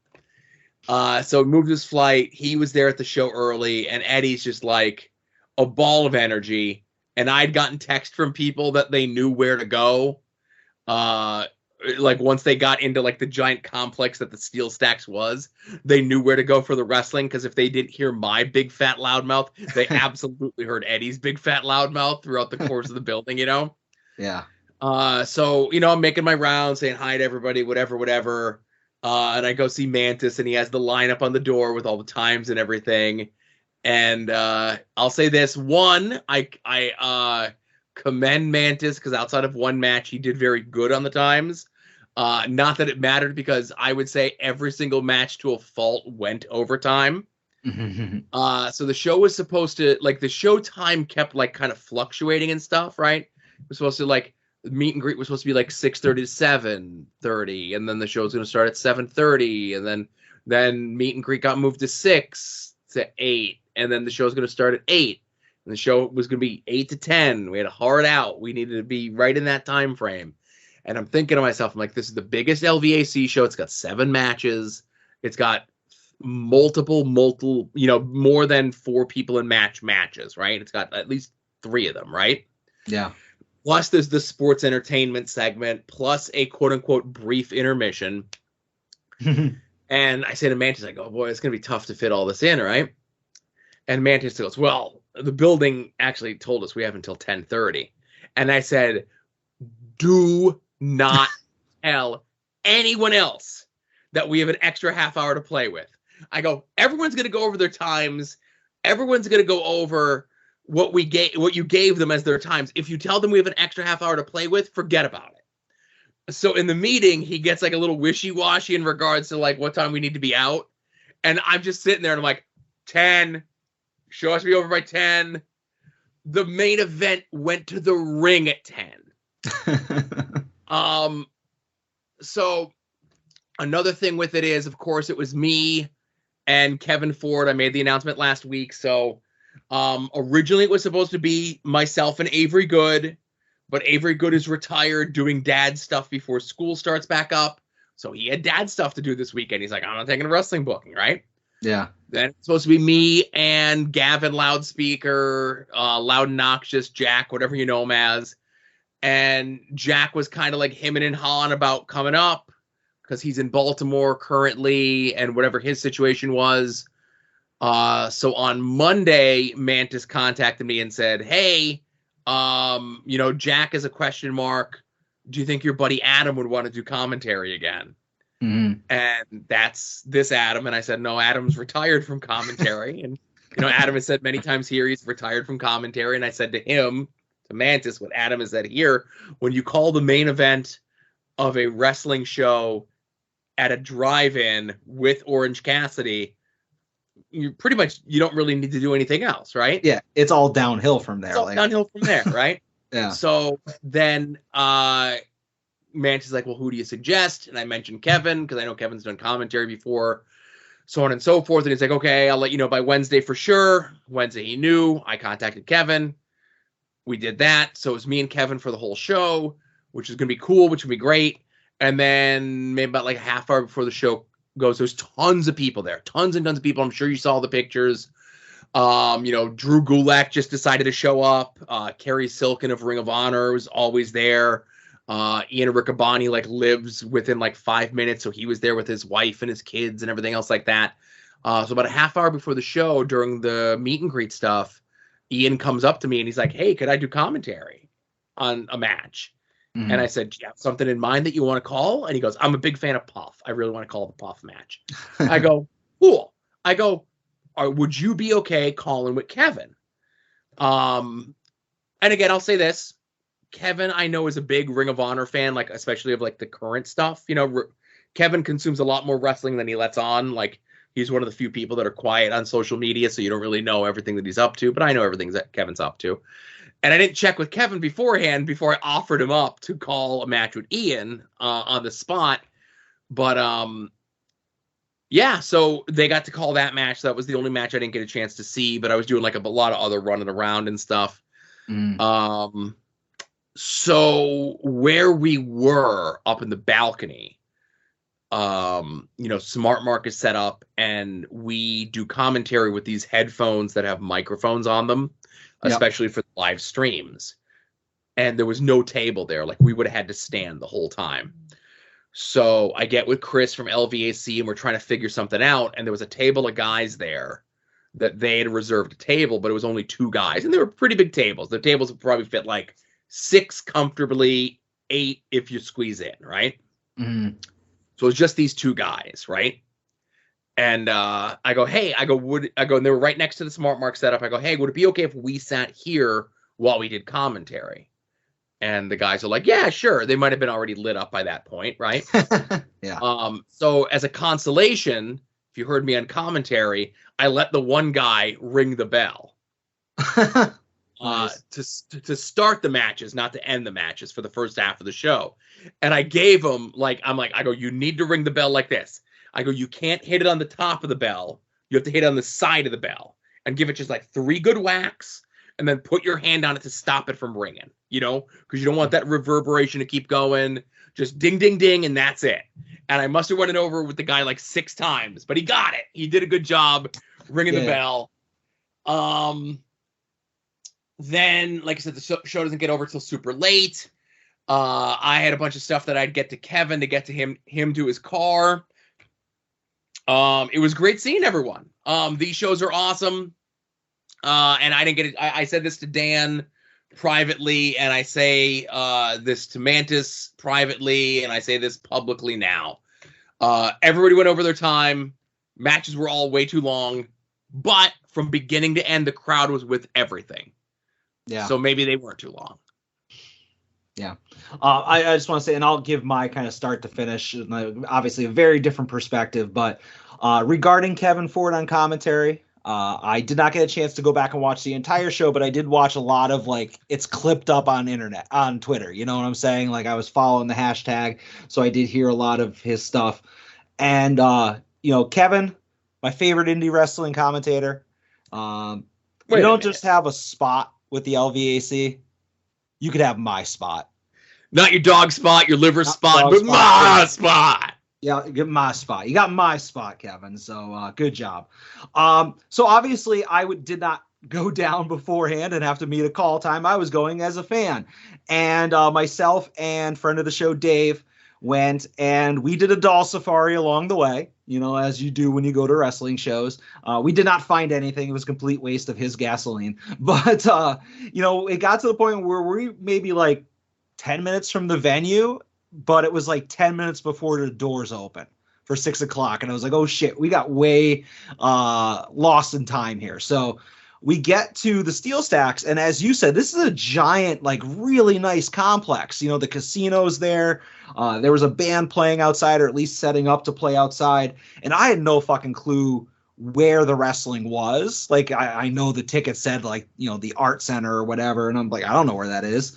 But we get the parking. And I'm like, all right, first things first, before we go inside, I've got to get these paint pens primed because I had just bought a bunch of Sharpie brand oil-based paint pens. Not a sponsor. Yeah, Poscas are for suckers. Wait a minute.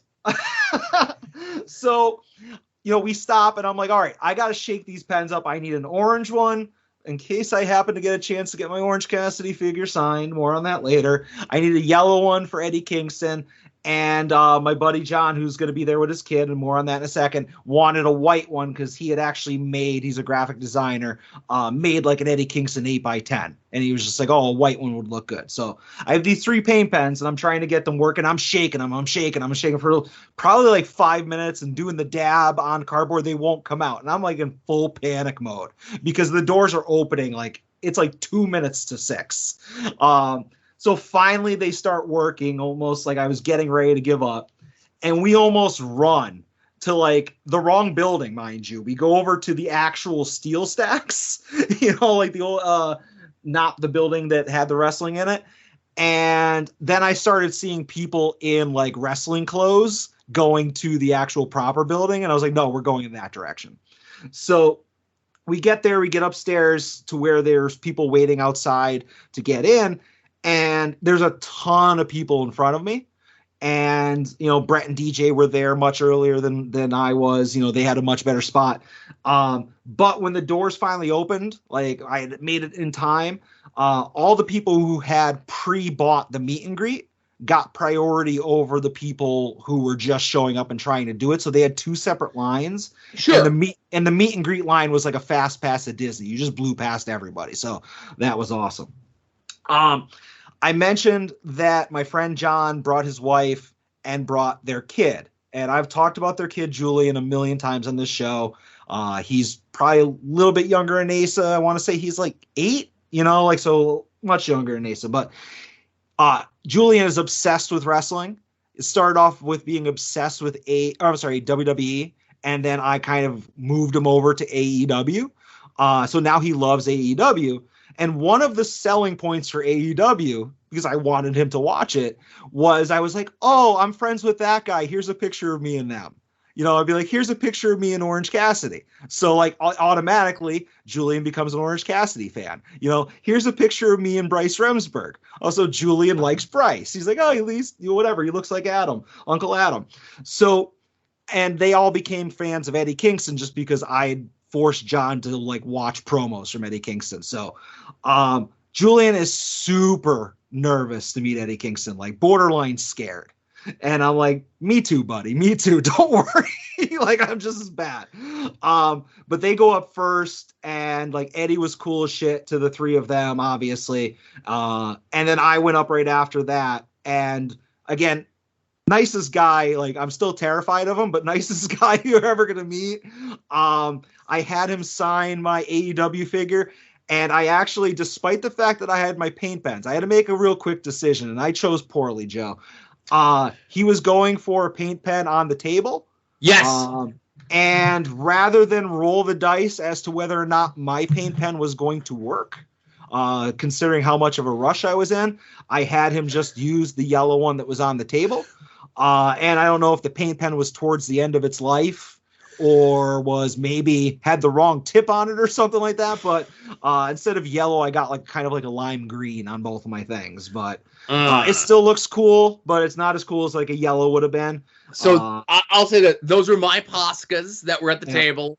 Yeah. I made sure that they were all primed because all the LVAC people had for him to sign was 2 Sharpies, a metallic silver and a metallic like gold or whatever. Yeah. And I said to Eddie, I go, listen, I go, you know me, I'm asking you to sign my thing. I go, there are going to be people here that probably have their own pens to sign stuff. If they have their own pen, use the pen they give you because they'll have done whatever they need to do with the pen so it works on your figure, right? Yeah. I go, I'm going to prime all of these here. I go, but just in case somebody comes and has you sign a figure and they don't have a pen, you got these to use. And he's like, all right, thanks, bud. Yeah, at the end of the day, if he like took out a Bic ink pen and started signing my figure, I wouldn't have said anything because it's Eddie fucking Kingston. You know, so right, and that was the other thing I said to him. I go, even if you fuck up someone's signature, they're not going to ask you to redo it. No, not at all. So again, meeting Eddie and getting the picture taken and getting my figure signed, I'm all super happy about that. Like, it's just like if you listen to any of the other shows on the network, when they all met Bret Hart, they all had these giddy stories of like their interactions with him. I feel like that's how myself and, John and Julian and them were like coming away from Eddie Kingston. Like you came out of it feeling like it was money well spent, I think is the best way to put it. So very happy to meet Eddie Kingston there. Afterwards, I basically like my focus, and I go to all these LVAC shows and I have a great time, but this is the first one that I was bringing Julian to or like there with. And like, I wanted to make sure that like he was sold on indie wrestling. You know what I'm saying? Like where it was like, I wanted him to have a good time. And so I made it a point to like during the show, like I was actually starting like Gummy Boar chants and Boar and Erica chants and stuff like that. So like I wanted him to enjoy himself, but like I worked myself into a shoot before the show started because I had actually talked to the Boar and I said, I'm going to bring Julian over to meet you and, just whatever, just shoot the shit with him. But I want you to quote unquote, give him a Gummy Boar shirt and then I'll pay you back. And he's like, no problem. So, but before that, I had told Julian that the Boar was legitimately like a nearly 7 foot tall monster who's a half pig, half man. Right. And I asked Brett and DJ as they were walking by, I was like, back me up, guys. The Boar's like legitimately like a half a pig, right? And they're like, yeah, of course he is. So I didn't think about the fact that this might be scaring a small child. So when the Boar comes down, I was like, Julian, come on, we're going to go meet the Boar. And he's like, okay. So the Boar and Erica are cool as shit, like talking to him about baseball because Julian's a Yankee fan. I hear the Boar likes the Yankees too. The Boar does like the Yankees. So they're talking Boar's talking to Julian about baseball. So the Boar goes to give him a shirt. He's like, you know what? I'm going to give you a shirt. And he hands him a Gummy Boar shirt. And, Julian's got the shirt in his hands. And the Boar says, the only thing I want in return from you is your autograph. Oh, that's cool as hell, man. And Julian said, no way. What? He wouldn't give it to him. He's just shaking his head no. And, obviously Boar's playing along. He's like, oh, he realizes how much money it's going to be worth and yada, yada. So eventually he slinks away. Julian does. And I'm like, why didn't you give him your autograph? And he was confused that somehow he had to give the shirt back or something like that. And he wanted to keep the shirt, but he was also kind of scared of the Boar. So the whole thing, it was like me meeting Eddie Kingston. I wasn't going to question anything, so later on after Gummy Boar had their match during intermission, when obviously Gummy Boar has the big line for the merch sales, Julian asked me, is it too late to give the Boar my autograph? He had finally came around on it. I was like, it looks like he has a line there. But he eventually, once he saw Gummy Boar wrestle, he was no longer afraid of him. But yeah, I worked myself into a shoot with that.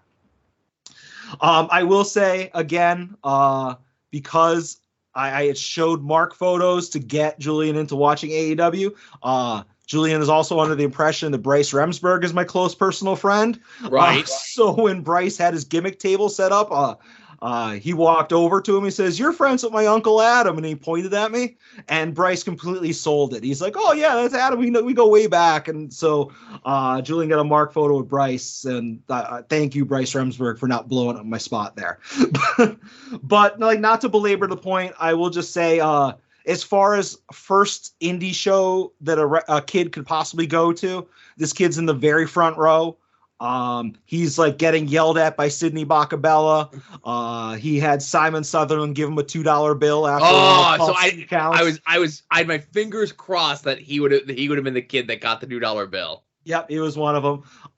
And afterwards, like right after the main event, when Orange Cassidy was making his rounds around ringside, he got a photo with Orange Cassidy. That's awesome. Orange is wearing Sidney's scalped hair. So right. Automatically, like right off the bat, Julian's asking like when the next show is, so he wants to go to the October one. Hopefully he does. I tried to explain to him, I was like, buddy, just so you know, you're going from WrestleMania to like a house show, so it's going to be a little bit different because a lot of the same faces, just a little smaller, a little bit more intimate, we say. Exactly. But obviously there could not have been a better show to get a kid hooked on wrestling, or on indie wrestling. And I think it was just a perfect storm. Like as far as, Bor and Erica being cool as shit, and like Eddie Kingston being cool, and like everybody who interacted with the crowd happened to interact with him. Like I think he even got dirty looks from Logan at one point. Like it was just like a perfect thing. But like enough about that. I just want to say, thank you, Joe Sposto, for getting shit done. We'll just say that. I gave you a project and you came through. So right there, thank you. As far as Steel Stacks go, I've said before, this is quite possibly the nicest venue an indie promotion has ever run in. And I question anybody to show me something better. Like people could be like, "Oh, well, this is an outdoor show. Look at this countryside." No, fuck countrysides.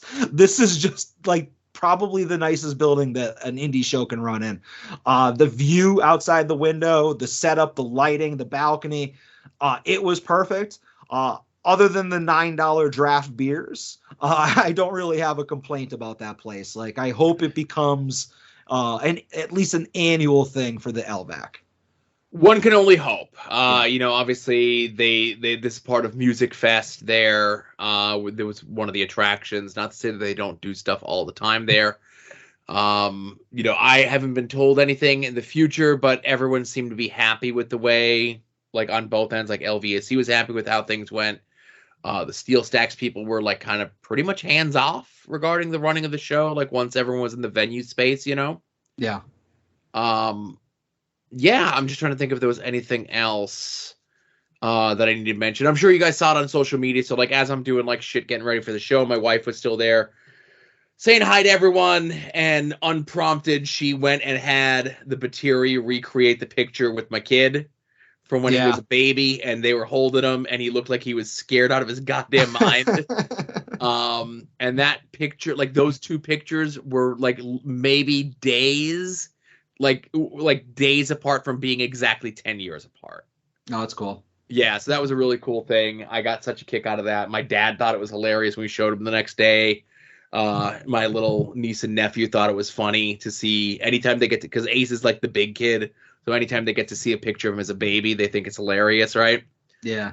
But no, the show all in all was great. Listen to Longbox Heroes After Dark for a chance meeting at the Denny's with someone. Maybe you could figure out who the mystery wrestler was. Yeah. But yeah, and obviously hanging out afterwards. Like I didn't get to spend much time at the show proper with Brett or DJ, or even Tim, who couldn't make it out to the diner. But it was good seeing all those guys in person again and hanging out at the diner. Good times. Yeah, and, October 21st, very rarely do they announce these shows in advance. Very rarely do they sell the tickets for the shows in advance. It's the first time that they did. It's back at Sokol's. It's a Friday night. It's a Halloween show. Some of the names have been announced. We're still, like, a ways away from any of the, the matches or anything. But DJ and Brett were telling me as they were in line as well. Your nephew wasn't the only one. There was tons of people that were there that this was their first time attending an indie wrestling show. Yeah. And they're so spoiled. Like, well, what do they do? So that's the thing. Yes, are you spoiled? But if you enjoyed the show enough, and you're gonna connect with a character or two, this is how you get hooked. Yeah. Because obviously, you go to the next show and Eddie Kingston's not going to be there, and Orange Cassidy's not going to be there, but you're still going to enjoy Gummy Boar. You're still going to want to boo Dan Champion. Right. Still a lot of that fun is there, Exactly. But yeah, I had a really good time. Obviously, I had a good time at most LVAC shows, but this one was just really special. I enjoyed it, and I am going to go and watch this very shortly on Jerry's Internet Wrestling Emporium. Yeah, and that's a perfect segue. I got to go back and watch it myself, especially the Puff Thunder Frog match, since that's the only match I did not see. But go check out this event, and a bunch of the other older LVAC shows went up on Jerry's Internet Wrestling Emporium, aka IWTV, independentwrestling.tv, this past week. New subscriber, use the promo code @odds to let Jerry know that we referred you to him. You continue your paid subscription, we get a kickback the longer you stay with them. Check out this show, check out all the LVAC shows up there. Check out shows from our friends Arthur MacArthur, even though his name is spelled 15 different ways. Events that Big Sue Jackson has been on. I know those old wrestling shows go up eventually if it's not already up. I know Wrestle Rager is up. I definitely got to get caught up with that. But like I said, definitely check that stuff out. You can help us out as well by purchasing a shirt from our TeePublic store housed through the mothership at tinyurl.com/longboxheroes. There's a 35% off sale this weekend for Labor Day, Saturday, Sunday, Monday. So definitely check that out. And also, there's our Amazon affiliate link. It is in the show notes to every single one of these episodes, no matter how it is or where it is that you get these episodes. Amazon calls it an advertising fee because if it was not for them, if it was not for us, you would not know they existed. I call it the thing that makes Adam happy at the end of the month when he gets his cut of the fucking money. Yeah. Some of the notable purchases through the Amazon click-through this past week include a lot of wrestling stuff. I assume this is from us talking about wrestling stuff, plugging stuff, talking about stuff. And Amazon had a streaming unveiling thing the last week too. Sure. So I appreciate you going through us for that. Somebody got an Ultimate Edition Roman Reigns. Somebody got the Unrivaled Sting and Darby Allin 2-pack. Somebody got the Beast Incarnate versus Head of the Table 3-pack, which is Brock, Roman, and Paul Heyman. Yep. Somebody also purchased a Tony Soprano with Duck Funko Pop. Needs that duck, yeah. I guess. I've never seen an episode of The Sopranos in my life. Oh, all right. Yeah, it was just a period of time where we didn't have HBO and these things weren't easy to streaming services didn't exist and DVD box sets were expensive. Yeah, $90 a season. Right. Fair enough. And also somebody purchased Captain Carter Woman Out of Time trade paperback collection of the introduction of Captain Carter, who you saw in Doctor Strange Multiverse of Madness, who actually debuted in my Poppin' Bubbles Marvel Puzzle Quest game. That was the first thing that she was in. They put her in a random comic, like an Exiles or something like that, and then they just took that look and feel and story that was established in the video game, and she's a regular part of the Marvel comic book universe. How do you get the video game CGC'd? Because that's her first appearance. So they print out screenshots. No. So what they did when they put her in, it was some month, some anniversary of Cap, where they did 4 different versions of Captain America for 4 different Marvel games, right? And the Captain Carter one was the one that stuck. They only exist in that game, right? The Captain Carter one was the one that stuck. They put her in an issue of Exiles, and they did a variant cover for that issue of Exiles which is the cover that they use for her in the game. Okay. And I do have that issue of Exiles, even though I wasn't reading Exiles at the time. I'm like, I got, I play Marvel Puzzle Quest. They're doing that cover. I got to get that cover. And if there was going to be a book that I was going to be sent out to BCGC, that would probably be on the list. Yeah, it's probably right now a hot book, For sure. But thanks to anyone and everyone who made any purchases through the Amazon affiliate link, whether it be this week, this month, this year, this whenever. Yeah. All right, so I'm probably at the point where I should talk about some podcasts, right, Joe? Yes. All right, those podcasts that I should talk about are Longbox Heroes, Longbox Heroes After Dark, Final Wrestling Place, We Need Wrestling, Hit My Music, featuring me this week, the strongest man in all the land. Porch Talk, Viewer's Choice, WWE War, Wrestling Cheers, IWTV Guide, talking about LVAC this week, so go check that out. Pod Van Dam, they're on hiatus this week, so you have a chance to catch up with these other shows. Wings on Wings, who had a very interesting review posted about their show this week on Twitter. Go check that out. Between the Sheets, If You Catch My Grift, No Chance in Helmet. And Joe, for the longest time, I've been not plugging a certain podcast, and obviously that podcast is called The A Show. But I listened to their new episode this week, and it was only because they advertised it as featuring Blue and Gold. So I was like, oh, it's going to be about Booster Gold and Blue Beetle. So I was like, I'll check it out. Joe, false advertising. There was nothing about Booster Gold or Blue Beetle, but at least this episode was audible. So that's a change for their show. But I'm listening to it, and Matt Durline keeps on running his mouth about me. Even though I refuse to promote a show, it was just Adam this and Adam that, and we miss our 2-time champion. So you know what? They've been coming after me for a while, trying to get me to face myself in an episode of the A Show. And I'll just say, just so that I can have them stop talking about me, I accept. I will face Arthur MacArthur, the strongest man in all the land, in a future episode. And then we could put this entire storyline behind us. Good luck with all that. What? Anyways, that's all I got for plugs and non-plugs. All right. Well, it's time for Adam's favorite part of the show.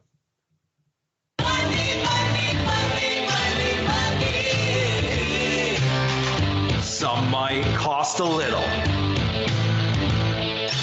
Some might cost a lot. But I'm the $100 Vansky. And your figures will be bought.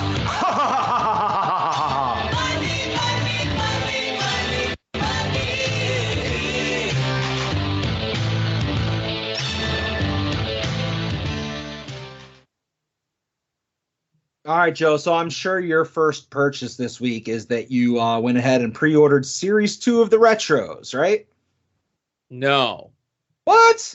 I'm fishing for anyone out there who did pre-order the first series, the second series of Retros, rather. Go ahead, do that. Sell me the Mr. Hitman, and then we'll get into business from there. For all those Nikolai Volkov completists who had to get the set just to get him. Right, Nikolai, Anvil, hot figures, Yeah, definitely not peg warmers. That's a bold strategy. I hope that works out for you. But I did not order the Retro Series 2. I don't even know if they're still available. I know a lot of people are getting their shipping for them, but I learned my lesson with the first series. I cannot get anybody to buy the first series off of me at cost. I'd have to sell it at a loss. At that point, I'm like, nope, I'm out on these Retros. I'm not buying anymore. But anyways, I don't have a big weekend. I know I say that jokingly a lot, but I did.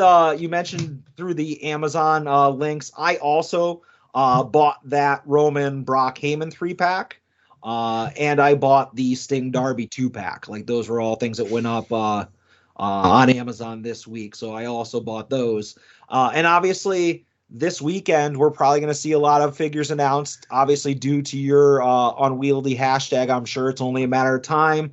Ethan Page will probably get a figure announced this weekend. If not, the hashtag is going to have to get longer. but I'm sure there'll be some other stuff announced, and I'm going to be sad because it'll be like expensive. Yeah. So let's say I got a real good feeling that we'll be seeing the at least render for the Ethan Page figure this weekend. I got now the real question that I would have then is who's next? Ooh. Now I do want to wait. I don't want to like say like, oh, we should do a hashtag for X, and then X gets announced, right? Yeah, you gotta see what plays out tomorrow, or this weekend. Yeah. I'm leaning toward a 2.0 2-pack. You're not gonna get a 2-pack only because Amazon does repaints as 2-packs. You know what I'm saying? So if there was 2.0, they would be individually released and in unrivaled or unmatched. You know what I'm saying? But I'm just saying AEW hasn't done like a direct to market like tag team 2-pack. Yeah, and they're not going to start. They should.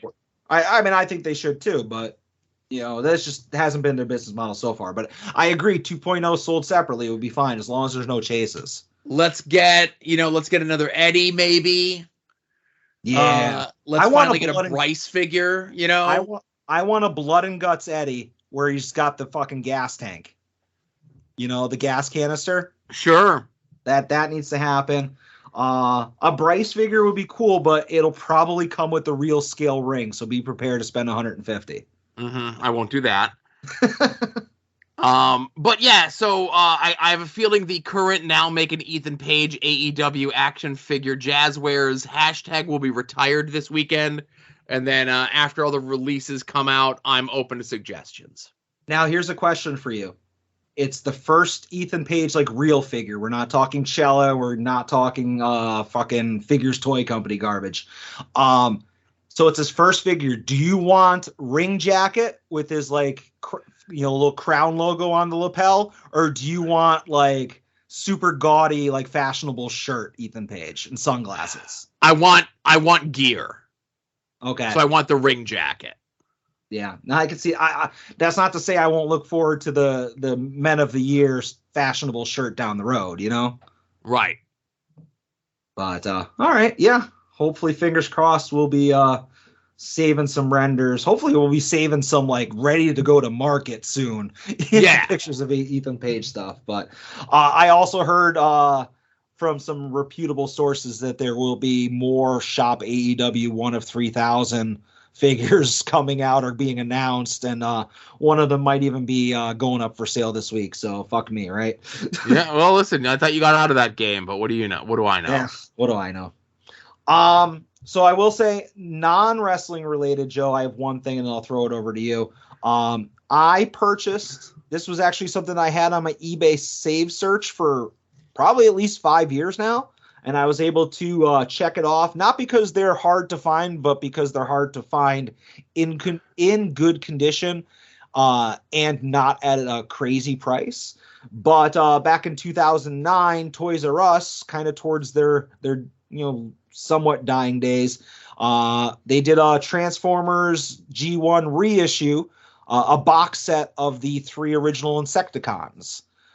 So I purchased that in like minty mint shape. It was something that maybe due to distribution problems never really hit our area, or I was never able to find. And I got one for not much more than it retailed in 2009. So I think I struck when the iron was hot. That's not too bad. Yeah. Like I said, I think if you add like, I want to say they were like $40 back then in 2009, and just, and I paid $50 plus like $3 shipping or something. I don't know. It wasn't much of a difference. So I take it as a win. That's not bad at all, sir. What'd you buy, Joe? Okay. So, no wrestling stuff. I'm sure. Well, listen, I'm still buying stuff. Very rarely do I buy stuff for me. But I do buy stuff for my kid, and they did just announce it went on sale today. For the first time in 14 years, Pokemon is officially doing a advent holiday calendar thing of the cards.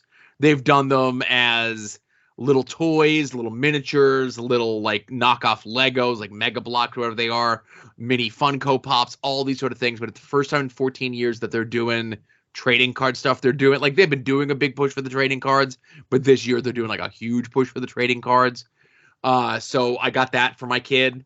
Didn't you buy something similar to that, like from Walmart, and you didn't get it like in time for last year or the holidays? That was the mini Funko Pop one.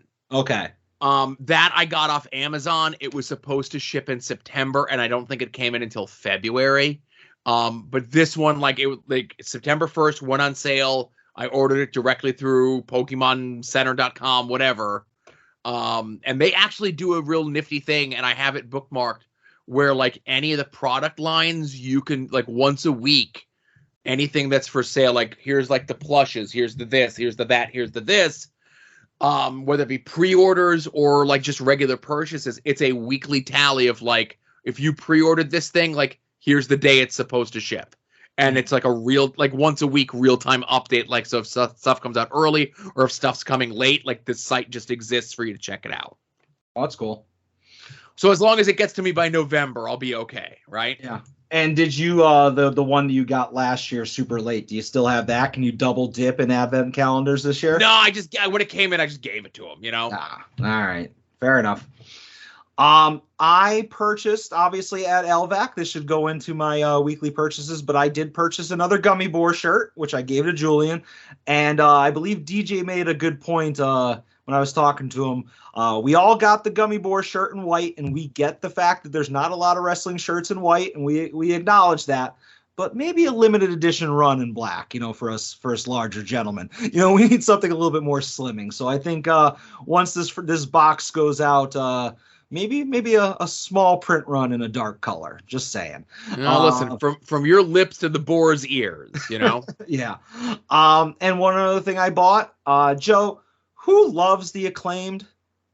Everybody loves the Acclaimed? Everybody loves the Acclaimed. So I purchased the 2-pack of Micro Brawlers that went up for sale this week. Oh, cool. Yeah.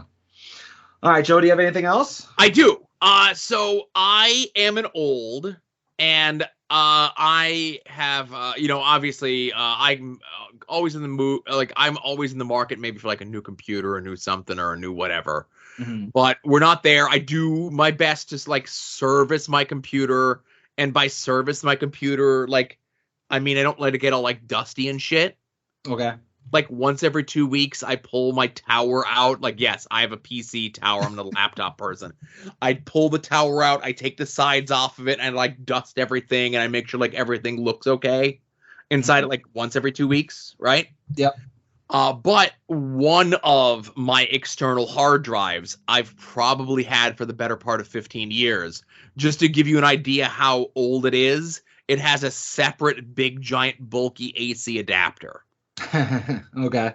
And the last like day or two, it's starting to like, and I don't want to say act up, but like I'll get the notifications of like, oh, my computer's not recognizing it. Now it is recognizing it. It is recognizing it. It's not recognizing it. And I've tried it in 1, 2, 3, 4, 5, 6, 7 different USB ports. So I definitely think it's a connection on the hard drive itself. So I broke down and I sprung and I got a 4 terabyte hard drive for myself. It was like $85.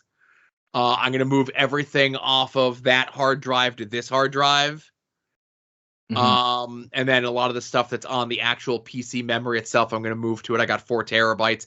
I've been in the market for an upgrade of my external storage for about 2-3 years now. And with this thing starting to fail, I want to grab it before it does fail. Yeah. Like I get you. I've never been an external hard drive guy or like a backup. Like all of my photos are like in the cloud, and I don't have any like physical copies. Not talking paper, but like on an actual hard drive. So like I'm very reliant on the fucking computer gods being in my favor. So I have stuff on the the memory of my PC itself. I have it backed up on this hard drive, and then I have like 3 other different little hard drives. Like one is pictures, one is video, one is music, right? Mm-hmm. And I usually kind of cycle onto those once every 6 months, and then everything else is on a separate paid for cloud service that I pay like $80 a year to have it on a separate offsite cloud thing. I forget what the hell it's called, but I get the bill like every December for it, you know? Yeah. So like I have my stuff backed up in like triplicate, including stuff that's on our phones that are backed up through like Verizon's cloud or whatever the fuck that is, you know? Yeah, yeah. If my laptop died tomorrow, I wouldn't lose anything. I think I literally my resume is the only thing that's on here that isn't someplace else, and God knows that ain't helping me with anything. So, but cool. Get yourself some hard drives. I mentioned before that during Does Joe Know the Card, I made a live purchase. I bought, and roll your eyes, everybody. I bought a Nick Swisher card, and it's a card I already have 3 of. But this one was a PSA 10, and I believe the population report on PSA 10s for this card is like population 2. So like it's just something that was like cheap. And I was like, all right, I'm going to get this if this stays around this price. And then when I say cheap, Joe, this was under $20. And it costs $30 to get a card graded now. So I was like, that's a fucking win and a half right there. So I had to pull the trigger on that. I purchased a couple things, and then we'll wrap this up, from the major Facebook group this week. That's still around? You know what? Despite the fact that a lot of its founding members are leaving left and right, it does still exist. Brett was nice enough to send me a link to somebody selling the Walmart Hangman Page figure for $35 shipped. And I actually said to him, I was like, yeah, I'm gonna wait, just because it's the year of financial responsibility. I don't want to pay like that much for it. And I was fully intending on just finding one in the wild, but somebody had one for $30 shipped, and I jumped on that. So I figured, you find them in a store, they're $22 after taxes. I'm spending $8. That's cheaper than gas. That's not bad. Right. And the last thing I bought, I did not wake up 2 days ago in the market for these, but I saw somebody selling them for $25 shipped. And then I commented, would you take 20? Which was a ballsy move because 25 was a great deal. But I'm actually going to send this over to you so you can see it. As soon as I stall here and find your name in my phone. But I purchased 2 Topps NXT cards, autographed. They're not the rookies, they're their second year, featuring everybody's favorite wrestling tag team and iconic duo, Joe, of Peyton Royce and Billy Kay. It was one of those things where I looked up on eBay what they go for individually, and I want to say like the cheapest ones were like $30 to $40 each. And I was like, I'll take the 2 of them for $20 shipped, add them to the grease shelf, which is what the hell is that gear Peyton Royce is wearing in that. That's what she used to wear when she'd come out with like a flower in her mouth. It was, and her hair was like purple. It's back, before television. I don't know. And even the Billy Kay, that's when she used to come out in the long, the long dragging robe where she looked like a Disney villain. Yeah, I'm okay with that one, but I don't know that Peyton Royce gear. Yeah, and but hey, you know what? Like I said, I got them for a steal. These purchases are at least those cards. They are approved by the front office of the Boar, so ran that by him before I pulled the trigger. He said to go with it. So yeah, that's it for me. Those are all my weekly purchases. Small week, Joe. Yeah, it's small for you. I'd say a lot of little purchases. Not a lot of money. Was out of pocket. And that's always a good thing. Yeah, you mean the Amazon shit? You don't pay for that until it ships. So those are a long ways away. Right. So I mean, realistically, the Gummy Boar shirt wasn't for me. So really, all I bought was the Micro Brawlers, the Hangman, and those 2 cards. I'm growing, Joe. I'm showing restraint. Again, the year of financial responsibility is almost over. Yeah, then next year I can just go crazy. I don't have to show restraint like I've been doing all year. Right. I can imagine what you with restraint would look like, We'll see. But I think that's enough show for everybody. Absolutely. So, hey, everyone, thank you very much for listening. This was episode 205 of At Odds with Wrestling. For Adam, this is Joe saying be safe out there and enjoy some wrestling.